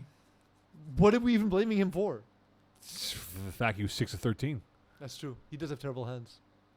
He does. He does have terrible hands. But they advance over. Again, I told you this before with the I mean, Rouge. they should have advanced over Arush, though. But right? I told you this before with the Rouge. They were not convincing this year. But that's what I'm saying. Like, Honey Martin felt like, oh, okay, Honey Martin was weirdly struggling early, and then they kind of found the rhythm a little bit, but they're still not scoring. The scoring will come, the scoring will come, the scoring will come. And they kind of get away with one. And Yeah. it's on the strength of their defense, right? Like, James Langshaw, 2 interceptions, Dave Roaldi, another interception. Like, you can't be surprised by James Langshaw anymore. After he intercepts you once, why do you keep going there? Doesn't he look like the guy from the Grizzlies, Anderson? Oh, I can see it. I A can little see bit. it. A Yeah, little bit. A little bit over there. A little bit. Anyway, I just thought there were some fascinating games in those four, but Arush to lose 12-6 was not surprising at all. I think Voodoo winning, as he did. Again, Honey Martin only scoring 12 will always be surprising to me. I know. If And they score 13, like, holy cow, that's more than 12. yeah. Holy cow. But yeah, like, what's going on, Eagle? Steve Holt, we got internet. Amazing. Shouldn't we have had internet this whole time? It's complicated. All right. You know you got to disassemble this again in 2 weeks, right, for the road Oh, trip? I'm very much aware. And then I have to rebuild it because we immediately start this season again. I know. Oh, my God. Anyway, that's I for should the... send a message to my team. yeah. Hey, guys. We're back in 6 days. Yeah. The U Ethnic. So the U won 40-13 over Ethnic way back in week 1. So are you more concerned for how the U coming into the playoffs have won a lot of close games, or the fact that Ethnic cannot close out games when they are literally at the precipice of the victory? They handle mofos, A lot of speed on that Mofos team. but they handle it like They it was did. no problem. The U's defense is different, and Ben Lawler has not shown patience at times. He always wants to have his foot completely down on the gas. Or awareness for what he's going up against. Yeah, well, he doesn't care. He doesn't listen to the pod. I don't think he doesn't do his research on teams. Them Like, boys don't he listen just to us. he shows up and slings it, right? Yeah, them boys don't know who we are. I would imagine some do, some don't. Like, it is what it is. But you know, the thing is, like, the U, they have another level when it comes to the playoffs, right? We've seen it. They were still like, I feel like we were kind of underwhelmed with them this season, but they were still excellent. They just looked bored by the regular season. Like they're just like, let's get to the playoffs already. You know? Yeah. That's the vibe I got from them. And I wouldn't be surprised to see them hang a big number on Team Ethnic. I wouldn't be surprised to see them generate a lot of turnovers. Evan Frank has been solid. And he's the guy who protects the football. So it's going to be score for score. And I trust the U in that situation. As much as Team Ethnic can put up points, I trust the U. And I would imagine if one of those teams is going to force a mistake, it'll be the U. Yeah, and by the way, Evan Frank, there's a mistake on his profile. I was gonna bring up the stat right now. I just double checked it right now. It says for his career record, he's played 99 games. He's got 79 wins and 26 losses. That does not equal to 99 in my mathematics. I have not mathed in a while, but it doesn't math to seem it maths. That's crazy. Like he almost has an 800 winning percentage. Yeah. Well, he plays with the U. Yeah, they win games. No, Guy. he was not. They win games. It is what it is, right? Like, yeah, and he's now he's won 3 titles in his career. I have an idea. What if we have a show called Let's Be Frank, and what we do is, Or quite frankly, we kidnap Evan Frank. Hear me out. We kidnap Evan Frank momentarily, and we see which one of us can last the longest trying to replace him in his home. See how long it goes unnoticed that one of us is not Evan Frank. well, let's Who figure it out here. who do you think would win? I'm a 6'4" South Asian dude Yeah. at the Frank household. I think they're gonna figure out. I that have Evan's 100. not. I have 100 pounds on him. Does Eagle win this game? Eagle might win it. Are you Frank? I can be. Yeah. Quite frankly, he is. So Eagle, here I'll add it to your list. Evan Frank, kidnap Evan Frank. Name, let's be frank.com. Montagnard against LVF. The Montagnard won 26-12. For LVF to have any chance, we know their quarterback position is unsettled, but is Disagree. Guillaume Ballon? That's the thing. That's the difference maker. Well, what Guillaume Ballon? Is he the shining knight? Yes. Dude is amazing. Nice guy. Dude too, is by a the way. Div 1, Day 1 star. I haven't faced anything like him before. The dude is out of this world. Like his stats don't even indicate how good he is. Yeah. And the fact that Vincent Morissette becomes the second best defender on his team is stupid. Like they can score, they can play defense. I understand that Nassim Mouadi throws interceptions. But if he can play clean, if he can just stay clean for a couple of games, LVF's going to hold the trophy. LVF is... I think you mean from a football perspective, not from a drug perspective, staying clean. Well, I mean, I don't think you can win this while smoking crack. No, I don't think so. So if he stays off the crack and doesn't throw a lot of interceptions, I think we can get LVF holding a trophy. I honestly they transformed from the beginning of the season until now. Because even if you look at Nassim Ouadi's game log and you look at the interceptions, they tailed off. Like the last 4 games, he only threw 3 interceptions. This is a tricky game for Montagnard. This is an easy game. They haven't had a real challenge this year in terms of hey, we're going down to the like they can. Did they play during the regular season? They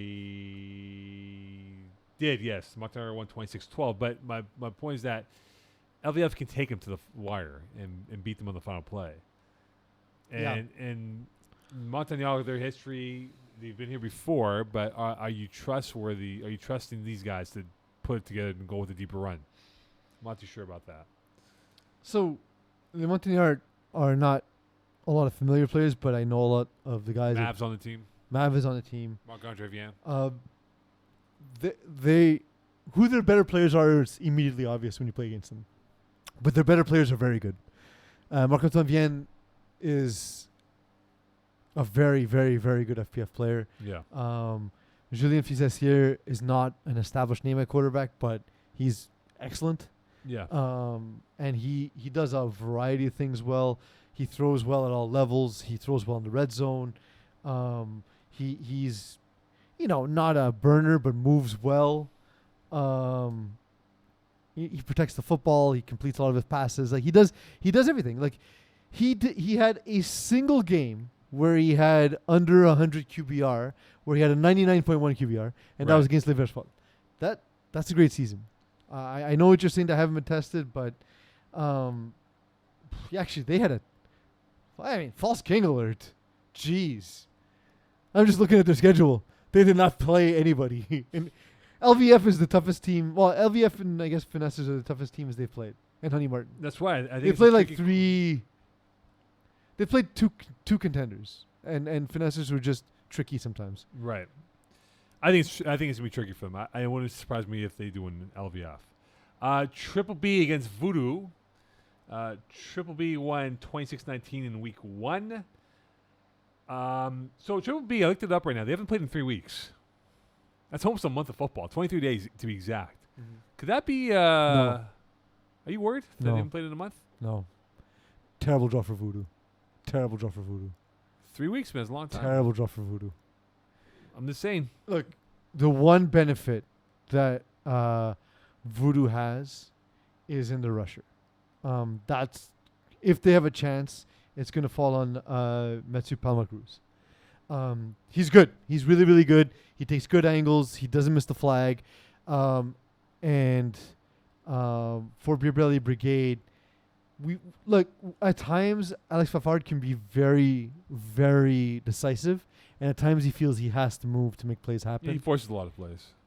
If he just plays within himself and just does that when he does that decisive thing, he's awesome. Mo. He'll catch a ball and the ball's thrown to the seam, and the DB's barely made his break yet. Yeah. And it's beautiful. It's poetry in motion. It's out of this world. Their size, their speed, they have everything on Voodoo. However, Matthew Palmer Cruz can be the difference. If they win, make him the playoff MVP. If they do win, sorry, I forgive you, Mo. I forgive you. Yeah, my throat was a little bit dry there. If they do win, like, see, for me, Triple B's is a team that they have a good core in place, but Voodoo is one of those teams that they're a street team. And maybe this is a streak. Frank K gave me crap on the songs. Yeah, keep on trash. Frank's a great guy, so he was, having fun with it. But he likes when I talk bad about him because he plays better. But didn't they only win 2 games? We're not trashing they you. won 3 games, I think. 3 games? And they had a quarterback issue because Frank wasn't there in the middle part of the season. Yeah. Which changed the team, because I was actually really impressed with the way Frank was playing to start the season. Yeah, and if Frank gets into the zone, all bets are off, Peas. I think they can do it. Yeah. I think they can do it. But here, Frank, you're trash. You're not going to beat them. Yeah. Don't stand a His chance. mom's going to be very upset. Yeah. I think his mom hates me. Frank K's mom? And, there's not a player in FPF I respect more. I literally cannot see Frank in a field and not hug him. Every time I see him. Yeah. I love the dude. Nice guy. But I think his mom hates me. Why? What was the story? Because we do our thing. We Because do. that one time where Pease asked him to go work in a factory to produce chocolate. I did that? That does sound like me. Why? No, he didn't. Okay. It sounds something that Peas would say. Yeah, it sounds like what I would say. I have that hole in the eye again. It's freaking me out. Oh, yeah, eh? Holy cow, man. What keeps happening? It's the reflection of the light on your glasses producing green that makes them disappear. In my former Is life that better? I Yes. can't see it. in my former life as a TV guy, which was never seen ever, the frames. That's not true. I saw that porn. The frames. You know who did it? Mike Roy. There you go. The frames actually was green, so they almost had me buy new frames. I believe it. I ain't buying new frames. You're gonna buy them for me. Clearly contacts, man. They're like 40 Exactly. bucks. It's not expensive. Yeah, no, I have contacts, but I use No, them. I'm saying glasses at 40 bucks. Yeah. That's why I have 70 pairs of glasses. See, here at FPF, we let you wear green and you just disappear, and I don't care. Exactly. On to Div. No, 3. wait a second, Mo. Yes. Do you remember the game Burger Time? Oh yes. I do too. We mentioned it before in the show, but we're not going to explain why we mentioned it. Firstly, because we don't remember. Secondly, because it's better if these things happen without context. So, Eagle, show the youngins in our crowd what Burger Time was. Okay, let me find this. I here. filibustered. So it's. This shows that you're ill prepared, Eagle. This set me up for my career, Mo, in working in a culinary institute. Now we need a video. Can I play videos? Let's see. I don't know. That's your job. Is it not a copyright infringement?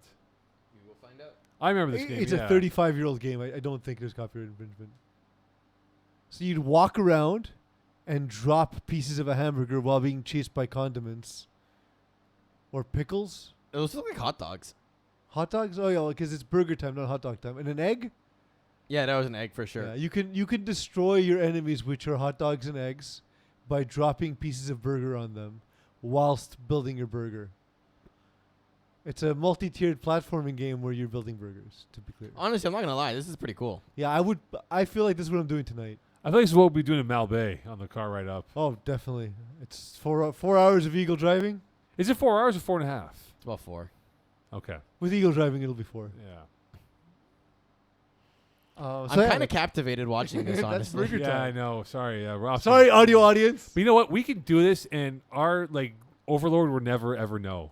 Yeah. He'd be like, "Hey, great show." By I the way." wonder if you would notice. They are peppers, by the way. Look at the top right. It says Peppers. pepper 3. Oh, hot peppers. Oh, hot peppers, okay. But I like hot peppers in my burgers. Me too. Yeah. But like the banana peppers? Yeah. Yeah, those are Yeah. good. Those ones, nice bit of kick. One pepper. Let's go. Get the burger done. Oh, no. you got caught. that You got egged. sucks. They chopped him good, though. And you gotta go Oh. again. Oh, okay. That's He gets easy another then. life? All right, that's not bad. Okay. Another life. Div 3. Do. You look at Div 3 and the games that happened. I would call this the raccoon of divisions, right? There were some good games though in Div 3. Yeah. There's some good games.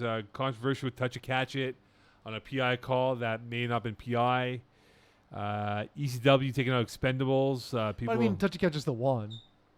Or they won because of the EPI. They won because of the PEI. Sorry, PEI. The defense pass interference. Beg your pardon. Pass Edward interference. Yeah, it would have. It would have. So the story was this. Killer Bees being Thor's hammer is the story for me. That's massive. So the Dan sto- Lazario was right. yeah, he was. He definitely was. So Touch a Catch It were trailing 26-25. Surprising. And they were driving. It was third down. Fremilet threw a ball into the end zone. Marco Bertoli tipped it, but the referee saw that he kind of stiff-armed the touch receiver. And so rather than being fourth down from the 21, ends up being first and goal from the 1. And they scored with 1 play left. Yeah. How was Fred Millett? Sorry? How was Fred Millett in this game? He's okay.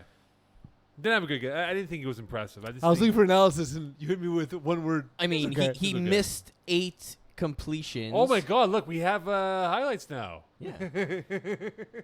Mo kept looking up at the screen, even though you weren't Like, here. believe it was it. like a default setting for me. Carry on. Yeah, he missed 8 completions and was averaging 1 touchdown for every 3 completions. So that's pretty good. Yeah, it's solid. Now the yards aren't great. No, which I means- didn't see the game. That's why I was asking for. Yeah, he was input. okay. He Well, wasn't. what was just okay about it? It wasn't anything jaw dropping. Like his passing was not. Stop smooth. telling me what it wasn't to tell me what it is. You're using so many negatives. Okay, let's try something different. Nicholas Gomez Rizzo was Massive catch. 5 for 5, 53 yards, 3 touchdowns. Had a one-handed grab that remember, well, still is the older or the earlier games like NFL. You remember NFL Game Day? Mm-hmm.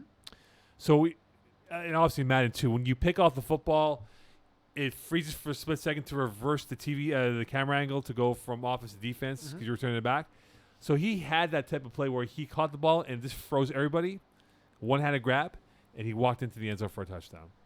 That's awesome. That's awesome. Yeah. Like, he's really good, and he's coming to his own as a young FPF player. Now on the other side, Marc-André Lapointe, bro, what are you doing? 3 targets, no catches. Too much chest. Yeah. Too much chest. Yeah. He's Lot too of jacked. chest. A lot of chest in there. Yeah. But Marco Bertoli, 14 targets though, 9 of 14. You know. Was that the undoing, though? Was that the target tree was basically 3 players? I just think Neil Edison just couldn't find the tranquilizer gun to put them to sleep when he had a chance to do so. Like they had chances. Like in the first half, I thought Bearskins kind of let things get away from them a little bit, and then the second half they kind of put it together. But this was an underachieving Bearskin season in my books. Yeah. wasn't impressive. Was unimpressive. I kind of feel like something was missing from the team. Like, it just wasn't a fully built roster. Yeah. There was just a piece that they could have used. Like if AJ Gomes is on Bearskins versus They win. Tachikatsu, They win. they win, right? Like, or if they have a guy like that, like a guy like Isaiah Lard, a guy like Nicky Papich. yeah, Nicky Papich would have been a great piece for this team. Yeah. I Not the don't know case. if they fit the cap, but No, they wouldn't. I don't think they would. um, An achievement, though. yeah. But But Shishwan, ECW gets the win. Killer Bees, hats off, man. That's a huge one. that's massive. Taking out one of the favorites. Not easy, but Dallin Zara has been on this. You said it before. He's been on the bandwagon for Killer Bees. Yeah, and like they forced the turnover in Thor's Hammer, and Jeff Rosenblatt played a clean game, and it still wasn't enough. Yeah. So the Gro Cock take on Sheesh. Sheesh won 32-12 over them early in the season. So the Sheesh kind of lucked out playing a 4-6 Cockrell team. I mean, given that they're the 2 seed, obviously, and that they avoid essentially playing a Blessed or a Touch of Catch It in this round of playoffs. We don't want those matchups this round anyway. Never. We want that next round, right? So Never. So, they're better than Legro Cuck. Legro Cuck presents some interesting challenges for a lot of teams, particularly Dom Lefar's ability to run and his low center of gravity. But Sheesh have so many athletes, and Andrew Langbert knows what they are. He'll be ready. The defensively, I don't think Legro Cuck are much. They're very limited on defense. They show you what they're giving you. And if you have a competent offensive system, you should be able to at least go score for score. But I think Sheesh also have the ability to stop Legro Cuck. I just want to know if Sheesh is going to be healthy enough. Well, who's hurt? Like, Ariel Abadi's banged up. And it showed in their win that he had that I would say he's probably 75%. That I guess Lamalud gave them problems, but that's different because they're physical, right? And in fact, they went down to 5 players because I think it was Ariel who got. But that's the thing is Legro Cuck won't present that challenge. They're not No. a physical team. They got more speed, but the thing is because Ariel got an OC, so to start off the second half, they're down to 5 guys. Balls at their own one start off the second half. They ran 12 plays and literally took the life from Lamalud from that moment. But I just think from the Gros Coq, though, the speed factor is what's my concern if you're Sheesh. How do you handle that speed that's going to be coming at you, unlike last week where it was more girth of that size that they were? Sheesh are pretty quick though. Sheesh are pretty quick and defensively they're intelligent. To me the big story is who covers Mathieu Lepage for Legro Cuck. I don't think they have anyone that can cover So him. that's the thing. Like that's I think you might sacrifice that matchup and say, "Oh, we'll let you get protection from Lepage, beat us with everyone else." from like a D2 stalwart. Like yeah, Yeah. sure, no problem. Like he might be the team's best receiver, right? Like Yeah, I know he didn't play every game, so the stats aren't eye popping, but you know him as well as I do. Like yeah, he's to me like we talk a lot about Matthew Bertoldi using his body and size. Like Matthew Lepage is a better version of that. yeah. And that's not an insult to anybody. Matthew No. Lepage is really good. So yeah, that's to me, because then if you're trying to stop Matthew Lepage, then you have Liberati and Groper. If you try and focus on them, then Matthew Lepage can body you to death. And then, by the way, Vincent Benjamin is on the team. Yeah. So I mean, like, It's- it's just too much. It's too many things all at once. that deluge of Sheesh might be too much to handle for Yeah. them. Bless, touch a catch it. Great So game. I want to double check here, Eagle. So on the box score is marked off 30-0 for Bless. Was there a roster violation by touch a catch in that football game? I'm trying to remember if there was or not. I think. Now I don't remember the Yes. specific. Was it this game Yes. specifically that they I'll tell brought? You, I'll tell you because they scored 19 points. Yeah, but I'm trying to remember what it was. What was the reason, though? What?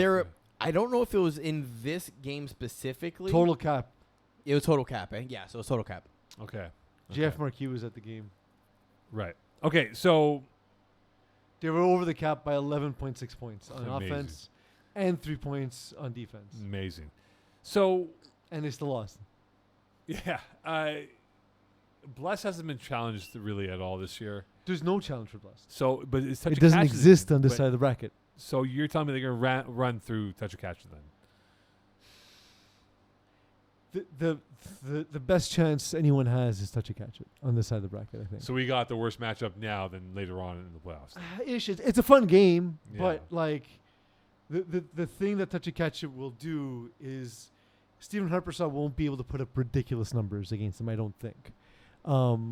But conversely, I think this is the game where Fred Millett doesn't play out of his mind. Like that, there's just a lot on that defense for Blessed. Yeah, I just wonder if AJ Gomes and Marc-Andre Lapointe can outfox Stephen Prasad with this play calling. Like, they're going to have to take chances and try to come up with a big play, right? Yeah. It's- Look, Stephen Harpersad's just a really smart quarterback, yeah, right? like, and I think Isaiah Lard's going to rush him, I would imagine. You have to. That's So- what you do. Like that's your chance. Yeah. And that's the smart play. Stephen Harpersad's a shorter quarterback, so you're taking away the middle of the field. Yeah. Knowing you're taking away the middle of the field, you can set up your top defenders on the outside, and dare him to try and attack the intermediate sort of slot from the intermediate slots and see what Stephen can do. Yeah. Stephen likes using a lot of floods. This is a type of defensive scheme that can break apart a lot of those floods. Stephen's going to counteract that by running a lot of trips and motion. It's going to be a great game from a schematic perspective. Absolutely. I take it back. Actually, I think touch and catch is an interesting matchup for them. Yeah, this is not an easy one, It's man. not an easy one. I still No. think Blessed is the favorite. Yeah. But- If they can get one turnover on Prasad and convert it, it might change the painting. But they also then need to, like, Fred Millett can't turn the ball over.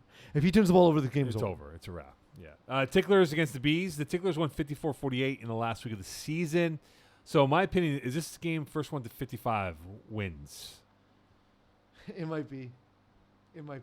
Jordan Pineda's come back to life, right? Like He's just from the kinda, dead. he wasn't great in the fall season. He was good, but he's been great this season. And Killer Bees offense is fun, man. It's just a blast, and this is what you want in the playoffs. You want high-scoring games. You want close games. I think this will be it. It'll come down to two converts, I believe. If one offense falters, do they have a chance? If If one of these offenses doesn't perform as they normally would, can they still win that football? no, neither team has the defense to do that. JYD, ECW, the Dogs won 27-18. We speak about ECW and how they've grown in this league here. How big of a confidence boost would it be for them to take out one of the favorites to win Div 3 in JYD? I actually don't think there's that much difference between the two teams in terms of overall talent. They're both well built. They're dangerous in all parts of the field. They can score at any time. Both quarterbacks can run. Both quarterbacks have a big arm. Yeah. What week did they play? Do you remember? I think week 4. Week 6. Sorry, middle of the season. Yeah. So you know what? It's not like an early season loss where ECW was still finding their footing in the new division. But in that game, Junkyard Dogs won while turning the ball over twice. And Jeremy White was actually pretty remarkably accurate, but just didn't convert on fourth downs. That's the game script, is force turnovers from Jason Rossi and be efficient on offense. I think they can do that. I wouldn't be surprised if ECW wins the game. I don't know if it'll happen, but I feel like I said nothing. I don't know, but I think it might. I think with JYD, if they can't get their offense flowing, the longer the game goes, and if Jason Rossi cannot get his offense going, he's going to hear it from the different characters, Paul Lapierre's, the Smirgeons, and they're going to say, "Bro, what the bleep?" Yeah. Or, "Bro, why aren't you seeing like this?" And if that kind of builds up of stacking of stress, yeah, I think ECW can pull off the win.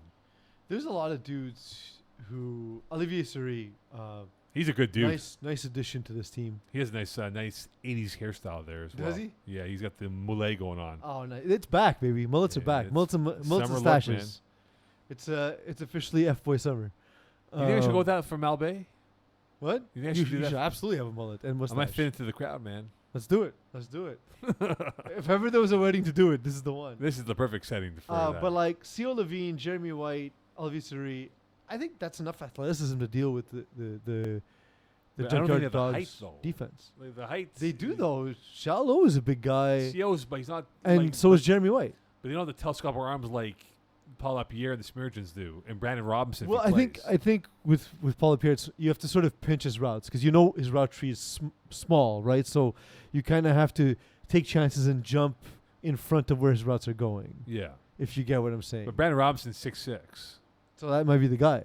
That could be the guy for them, and I don't think ECW has any solutions to that question that could be posed Yeah, to them. it might be a little too much. Div 2, as we make our way into Div 2 here. Div 1 we'll get to next week, but Div 2 is going through here. So the surprise... Wait, we have a question. Oh, what's the question? Why does Timo Blay look so different this season, Eagle? No context. I got a haircut. He got a haircut. Simon Blay, congrats on your haircut. Perfect. Next. Surprised by Pride Crashers over NR. What was the word you said? Surprised by Pride Crashers over Oh. NR. I heard party casters. Oh, sorry. I have mini info on this in that hashtag NR was playing without players due to injury, but were not eligible for the IR rule because they still were enough on the roster. So that might have influenced that game too. Yeah. Fred Dupuis been good, man. We talked about it all season. Like, can he keep it up all season long? He has. He hasn't been disastrous. Adam Snagger was really good too. Yeah, he came out to the last play. Came up short by a yard. But like, if you're hashtag NR with injuries, that's a win, kinda, right? Like, Yeah. like I know there's no moral victories in the playoffs, but you kind of feel good. Like, hey, there's literally nothing else we could have done at this point because they're missing players, and you know, they got it down to the last play. I was the game of the night was KGP Apocalypse once again coming down to the final play with these two teams, and KGP winning that game. Someone's got to explain KGP to me, man. Like, they They- just always win. Yeah, It's but it comes and they down keep to moving up and they keep winning. I mean, look at Cutler's completion rate. Like, It's that's nonsense. insane. He's gotten like, I joined FPF shortly after his injury, and so people kept telling me how good he was, and I was like, okay, well that's a shame. It's a shame he'll never return to that. Clearly, my God, he's better than before. It must be that water in his burrow that's made him into a better athlete. But it was a great game. Both Fluoride in the quarterbacks- water, huh? Well, maybe. Both quarterbacks were great. Jeff Rosenblatt's really shown. Like, Jeff Rosenblatt, he's going to probably hate me. Rosenblatt lost 2 games where he threw no interceptions. But he's going to That hate me. sucks. He's going to hate me for saying this. But 4 or 5 years ago, when what was this Div 1 team or Div 2 team that he was on with Corey Packer? Oh, legends. Legends, right? If you remember in spring season, they were in Div A, and they're getting murdered by D-boys and flies, and he was like, dude, this can't happen, blah, blah, blah, blah. But now he's on the precipice of being a Div A quarterback this spring. This was his coming out party of showing that he can compete with the big boys of Div 2 and he can play at Div A for spring season. Yeah, I mean he's good enough. He's a good enough play caller. He reminds me a lot of Corey Pecker in that he doesn't have the biggest arm, but he's Carmen Palice said it when he was talking about 35 plus. He's designed a system that highlights his strengths, Yeah. that is incredibly difficult to defend, and he doesn't make a lot of mistakes. And that's what playing quarterback is.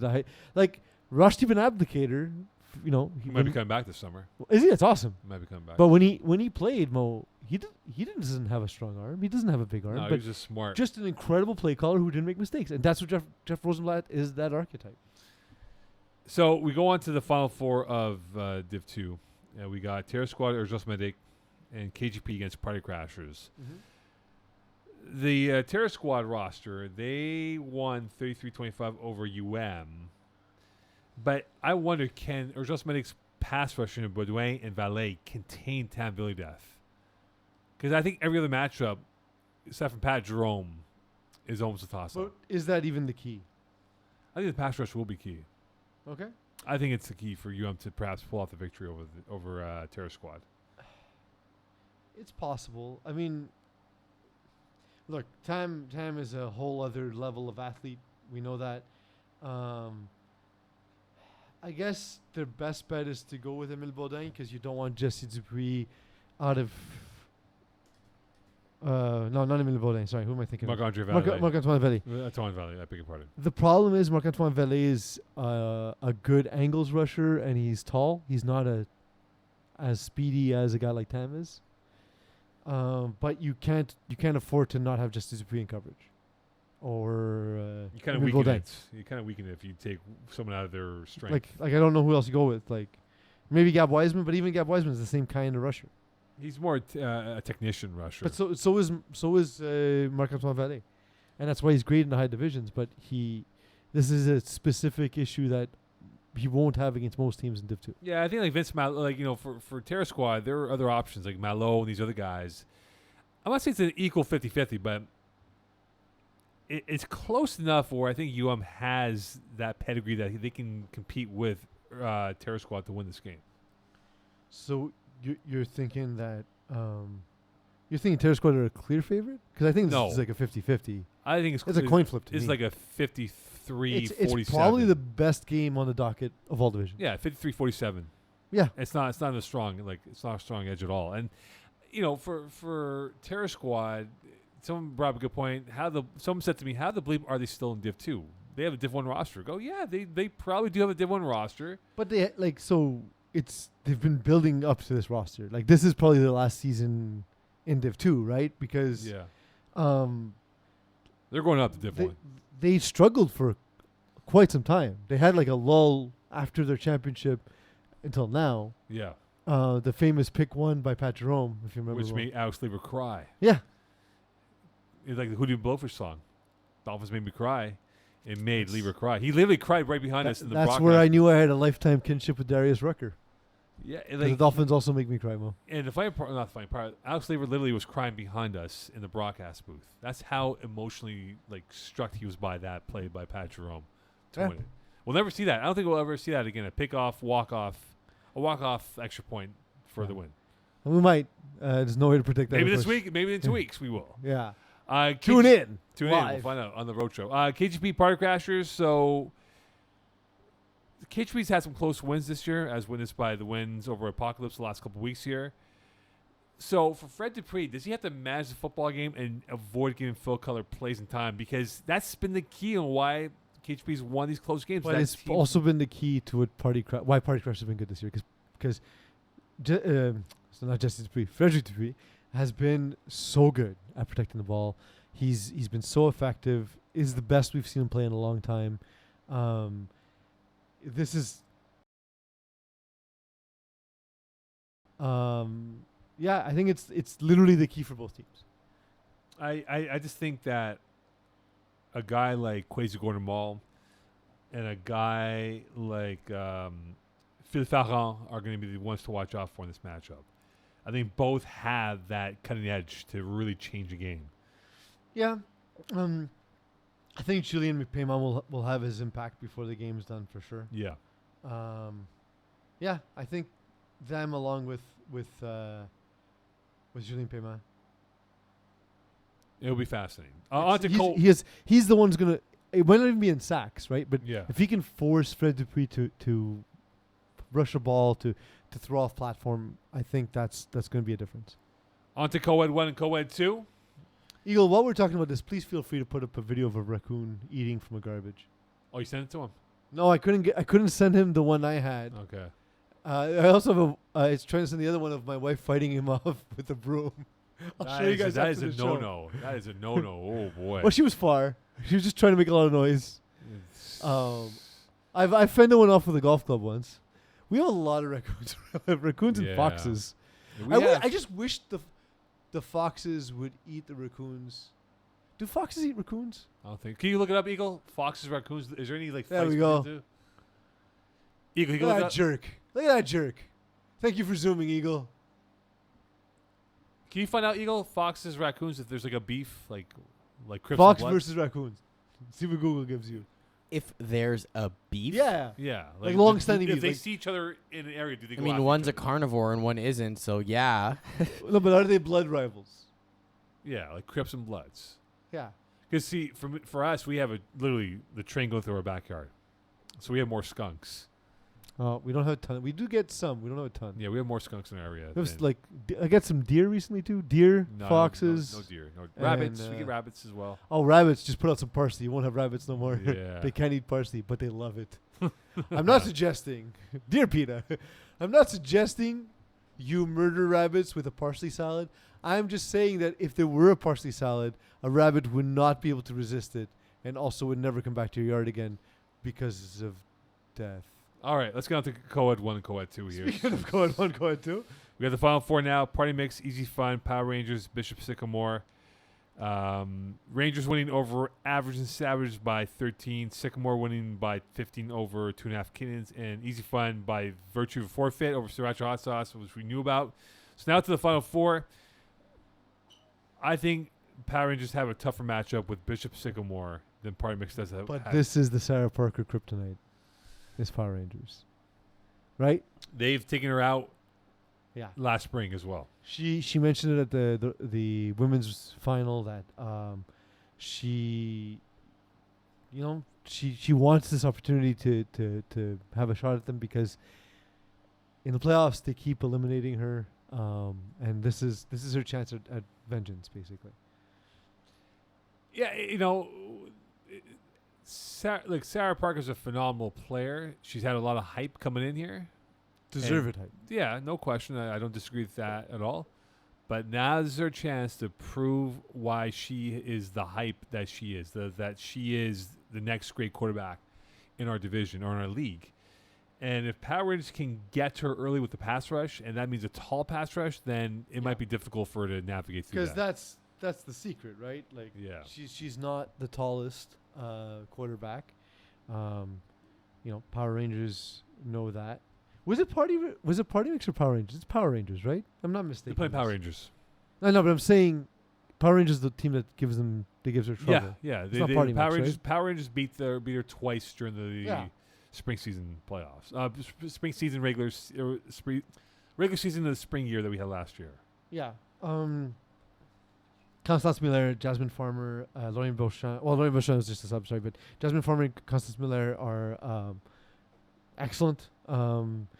They led the team in touchdown receptions. And that's a team that also has Serge Pilon, so that's saying something.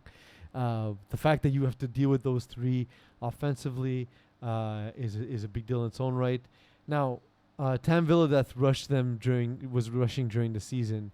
Does he continue to rush, or do they go somewhere else? So they're playing Saturday. Yeah, I think he does because his Div 2 game isn't for a few more But days. it's not the height issue that gives Sarah Parker some trouble. So you bring you rush somebody else. Although there's not a lot of height on this team. No. If they had a Mo Khan, then yeah, you rush Mo That's Khan. you rush Mokan, obviously. Yeah, for sure. Or Vincent Malo didn't qualify for playoffs, but he would have been a great option. Yeah. Vincent Could've. Malo would have been a great option. Yeah, I just think now it's the time for the stars line for Bishop Sycamore to maybe pull off the win over Power Rangers. And this I told you, once I saw them play, I was like, that's the best roster in co-ed. Yeah. They're the best athletes in co-ed. I don't know if they're the best team, but they're the best athletes in co-ed. You can put them to the sword. This is your chance to put them to the sword. Party Mix, Easy Fun. That's a fun game. Yeah, no That's pun a fun intended. Because Party Mix, Easy Fun, both fun names. But Easy Fun, they could do the not unthinkable, but they can definitely pull off the win over these guys. They beat them once during the season, lost the second matchup, and then lost the third matchup. But one game was decided by a point, and the third game, so Easy Fun won by a point, and the last one, Easy Fun lost by 3. I think we're gonna get a one-score game either way. Yeah.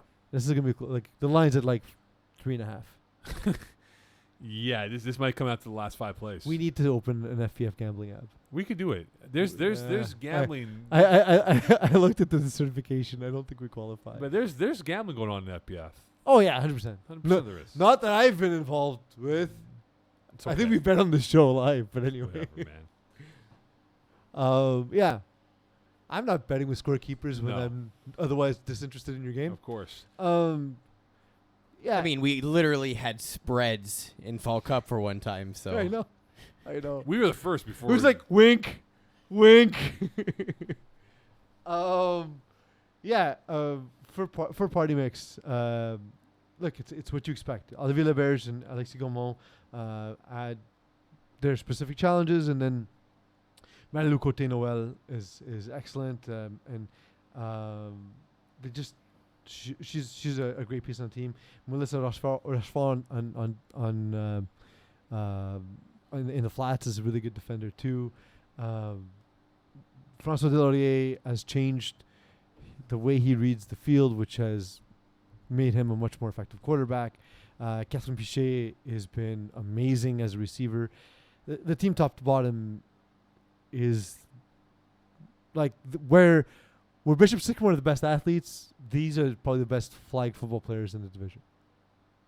Yeah, there's a compelling storyline with these athletes and how they can change the game, and it could happen with what they've built up here and with the rapport that they've had. That they can definitely make a big impact in this football game that we'll see in the Final Four. On to Co-Ed 2. So Well, why? it's not quite the Final Four for Co-Ed 2. No, why they advance? They will play fifth squad, but 300s will play less sect this week because of the wedding that happened for less sect. So whoever wins this game And a miscommunication. Yeah. Thanks, Rob. It was the miscommunication. It was not the wedding. But yes, Well, it was both. yes, but- but it was the miscommunication. Without the miscommunication, the wedding doesn't matter. So 300 Lestec still have their game to play. They'll play right before whoever wins will face Kiss My End Zone, and Fifth Squad face Yin and Yang. Do you think Kiss My End Zone are secretly cheering for Yin and Yang? Yeah, of because they don't course. want to face Fifth Squad. Of course. I actually think Yin and Yang match up better against Fifth Squad, and Kiss My End Zone match up much better against Yin and Yang.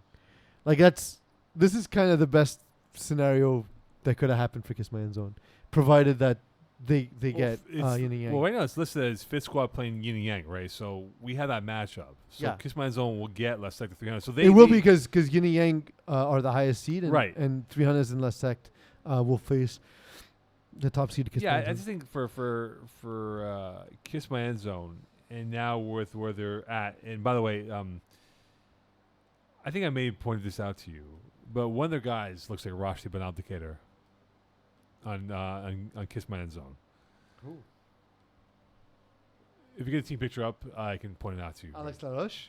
I think so. The guy with the thumbs up. Yeah, I guess I can see it Yeah, there's a bit of Rashdi in him. a little bit. Yeah. So okay, look. So for me, What Dude. was it, Iggy? Iggy, oh man, is that a uniform violation? Iggy wearing a royal Looks blue? like it. Yeah, I would have like put it. uniform violation on his ass if I was Yeah. giving his games. Okay, so look for David DeAndrade and for where he's at as a quarterback, I think he's vastly improved. Like this assembly But lineup, he's had a couple of weird bad games. but he's improved though. I Yeah, think. they just look. He's better than he's ever been before.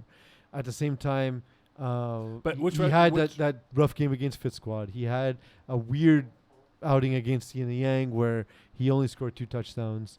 And then again the second time against Fit Squad, throwing 3 interceptions. But which receiver scares you though 4. from Kiss My End Zone? Kiss My End Zone have a really good receiving squad. They have balance, but is there anyone that really there's not an Yeah. alpha? I would say James Drysdale is terrifying for everybody. That dude is a baller. He is. He Absolute is. baller. And I personally, again, because maybe it's just the way I use snappers, but I loved Abigail Cockerton as a snapper when I played for Kiss My End Zone. Everything that's thrown at her, she'll catch. So if you throw it away from her body, it might be difficult, but if you put it on her, it's a guaranteed catch and guaranteed yards. Iggy has those weird games, right, when he goes like 6 for 13. Yeah, and with 3 touchdowns. But he was the leading receiver for the team in terms of touchdowns, and he got the most targets. He probably needed the most targets because if you notice, he had way more targets than Alexis Dubois, but only 3 more catches. Alexis Dubois, underrated receiver, by the way. I loved having him in my offense. Yeah, I mean he's unorthodox, but yes. No, I disagree. He's honest. So it depends on what you're looking for a receiver. If you want receivers to hit their marks and be at the yardage you require, He's that. he's that. He'll get there. He understands when he needs to go inside release or outside release. He gets to the spot. He catches pretty much anything. He's quicker than he looks. That's why he's the prime minister. Yeah. Why Fit Squad quickly here, Peas. The edge in this game is to who? Fit squad, but Yin and Yang presents some challenges for them. I've said it before. The best rusher in FPF is Marie-Luc Cote Noel. She's going to present some challenges. I think defensively, the fact that they have Matthew Peacock and Ryan Dobbs-Garnett, who can turn the ball over and make it a difficult day for Fit Squad, that might play a role. That when they faced off in week 2, it was a close game. They only allowed 21 points to Fit Squad, and YNY's offense was not quite clicking yet. The second time they played, not quite a close result. But again, when I see the two teams, I see YNY as a type of team that can take advantage. Right. If they can just hide their weaknesses. Fair enough. It is now time for Games of the Week. I'm not sure because you still have yet to tell me. Oh no, I download message and send. You have yet to give me the best prices for beds. For beds. Beds. Just sleep on the floor. That is the best price for beds. Eagle with the game saving knowledge. That's for awesome. your back. That's awesome. All There we right. go. You boys ready? Yes. I mean, We're we didn't call Johnny Matamenos, but we'll do that next week. He was busy. Semifinals, He's busy Division sleeping on the 2. Terror Squad, Urgence Medic. Terror Squad in a close one. Very close one. UM in a very close one. KGP, Party Crashers. KGP. KGB. All right, we'll do the Div 1 games next week, so skip those. Division 3, Les Gros Cook, Sheesh. Sheesh. Blessed, Touch It, Catch It. Blessed, but in a very close one. Yeah, I've changed my tune. It'll be close, but I'm still pulling for Blessed. Silent Ticklers, Killer Bees. Killer Bees. No, I wanted to do it. I'll go Silent Ticklers just for variety. It's close. It's a coin flip though. Junkyard Dogs, Easy W. Easy W. Junkyard Dogs. All right, Division 4A, KGP Raw, Blackouts. KGP Raw. I thought I had you there too. KGP Raw. Mongoose, The Stoics. Mongoose. Yeah, Mongoose. Sorry, hate them. I had a brain freeze right now. I hate them. Top Season, Small Giants. Top season. Small Giants.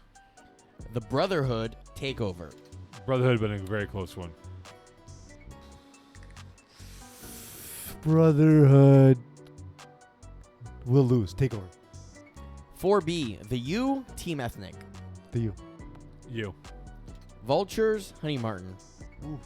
So Honey Martin won that game last time. Did we even talk about that game?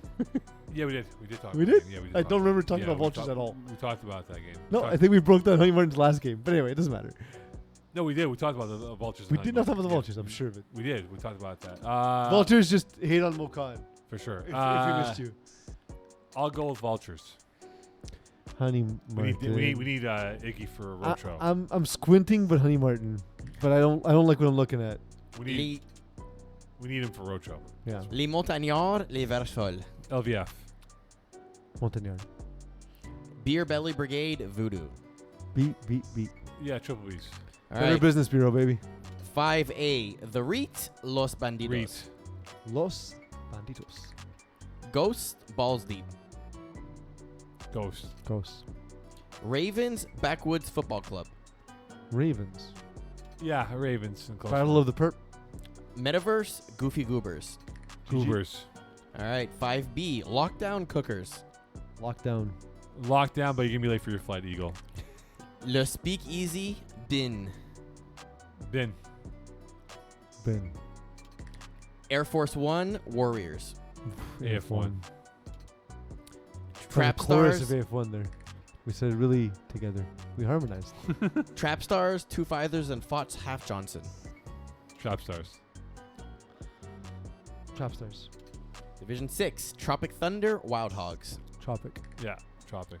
FKU, Beer Nights. FKU. FKU. Penetrators, Primetime. Primetime. Primetime. And Thunder Buddies Dusters 2.0. Dusters 2.0. No, Thunder Buddies. And Wampin. 6D I V-Town arrest Cavalier de Rohan. Wamping. Sorry? V-Town Cavalier de Rohan. V-Town. Toon Squad Killer Rays. Killer Rays. Yeah, the Rays are going to wreck them. Wampin? Wreck them. Wampin or Wreckham? Wreck it. Ooh. Wreck them. Wreck-It Ralph. 7th Rounders Maccabees. Maccabees. Maccabees. Off Island Boys Big Fat Bats. Big fat bats. Big Fat Bats against? Off Island Boys. Off Island Boys. All right. Party Mix Easy Fun in Co-ed 1. Easy fun. Easy fun. Power Rangers Bishop Sycamore. Sorry, Power Rangers. Sorry, Power Rangers. Power Rangers, unfortunately. All right. Co-ed 2 Fit Squad Y and Y. Why and why? Fit Squad. Okay. And then we're going to do 2 here. Kiss My End Zone versus 3 Hunas. Kiss My End Zone. Kiss Man Zone. Or Kiss My End Zone versus La Secte. Kiss Man Zone. Kiss My End Zone. All right. This is a weird show, considering I wasn't here for half of it. Jesus Yeah, I know. Christ. We were trying to finish before you come back. I was going to be staring at the screen. Yeah. Unable to end the show. Yeah. Although, I am going to have to listen to this show now because I don't know what you said for the first half. So, you got another Oh. viewer this week. I promised you it's very on topic, and we didn't stray at all based on the topics that we sent you in the chat. Yeah. Don't forget your games, guys. Look at the schedule. Look at the schedule. Yeah, just look at the schedule, please. Yeah, Roadshow coming up in 2 weeks. Oh, man. I'm sorry, Would Roadshow. you in become 2 Doc Rivers for a second? weeks. Yeah. Hey, you know. Reminder, spring registration is open. So, if this is your last game of the winter season, another one is right around the corner. June 5th, kickoff. There's So, no kickoff. very No. quick turnaround time. Very like we have like no time off. None. And my schedule that week is gonna be pretty wild. Yeah. Man. Anyway, I'll see you guys in a week. So without further ado, before we sign off here, you're not here next week, Eagle. I am Iggy's not not here We don't next know if week. there's a show next week. Yeah, we gotta figure We it don't know out. if we can physically pull up a show next week. There's a lot of moving parts on why. Iggy's not here. Eagle's not here. I don't know if I'm available. I might have something else. Yeah, released it's- in the days. So it's, It might be just Alex Izuba talking by himself. and Brent Balkin Producing. producing exactly. Magic words, please. Jimmy Butler's with 32 points. Good night, Sixers.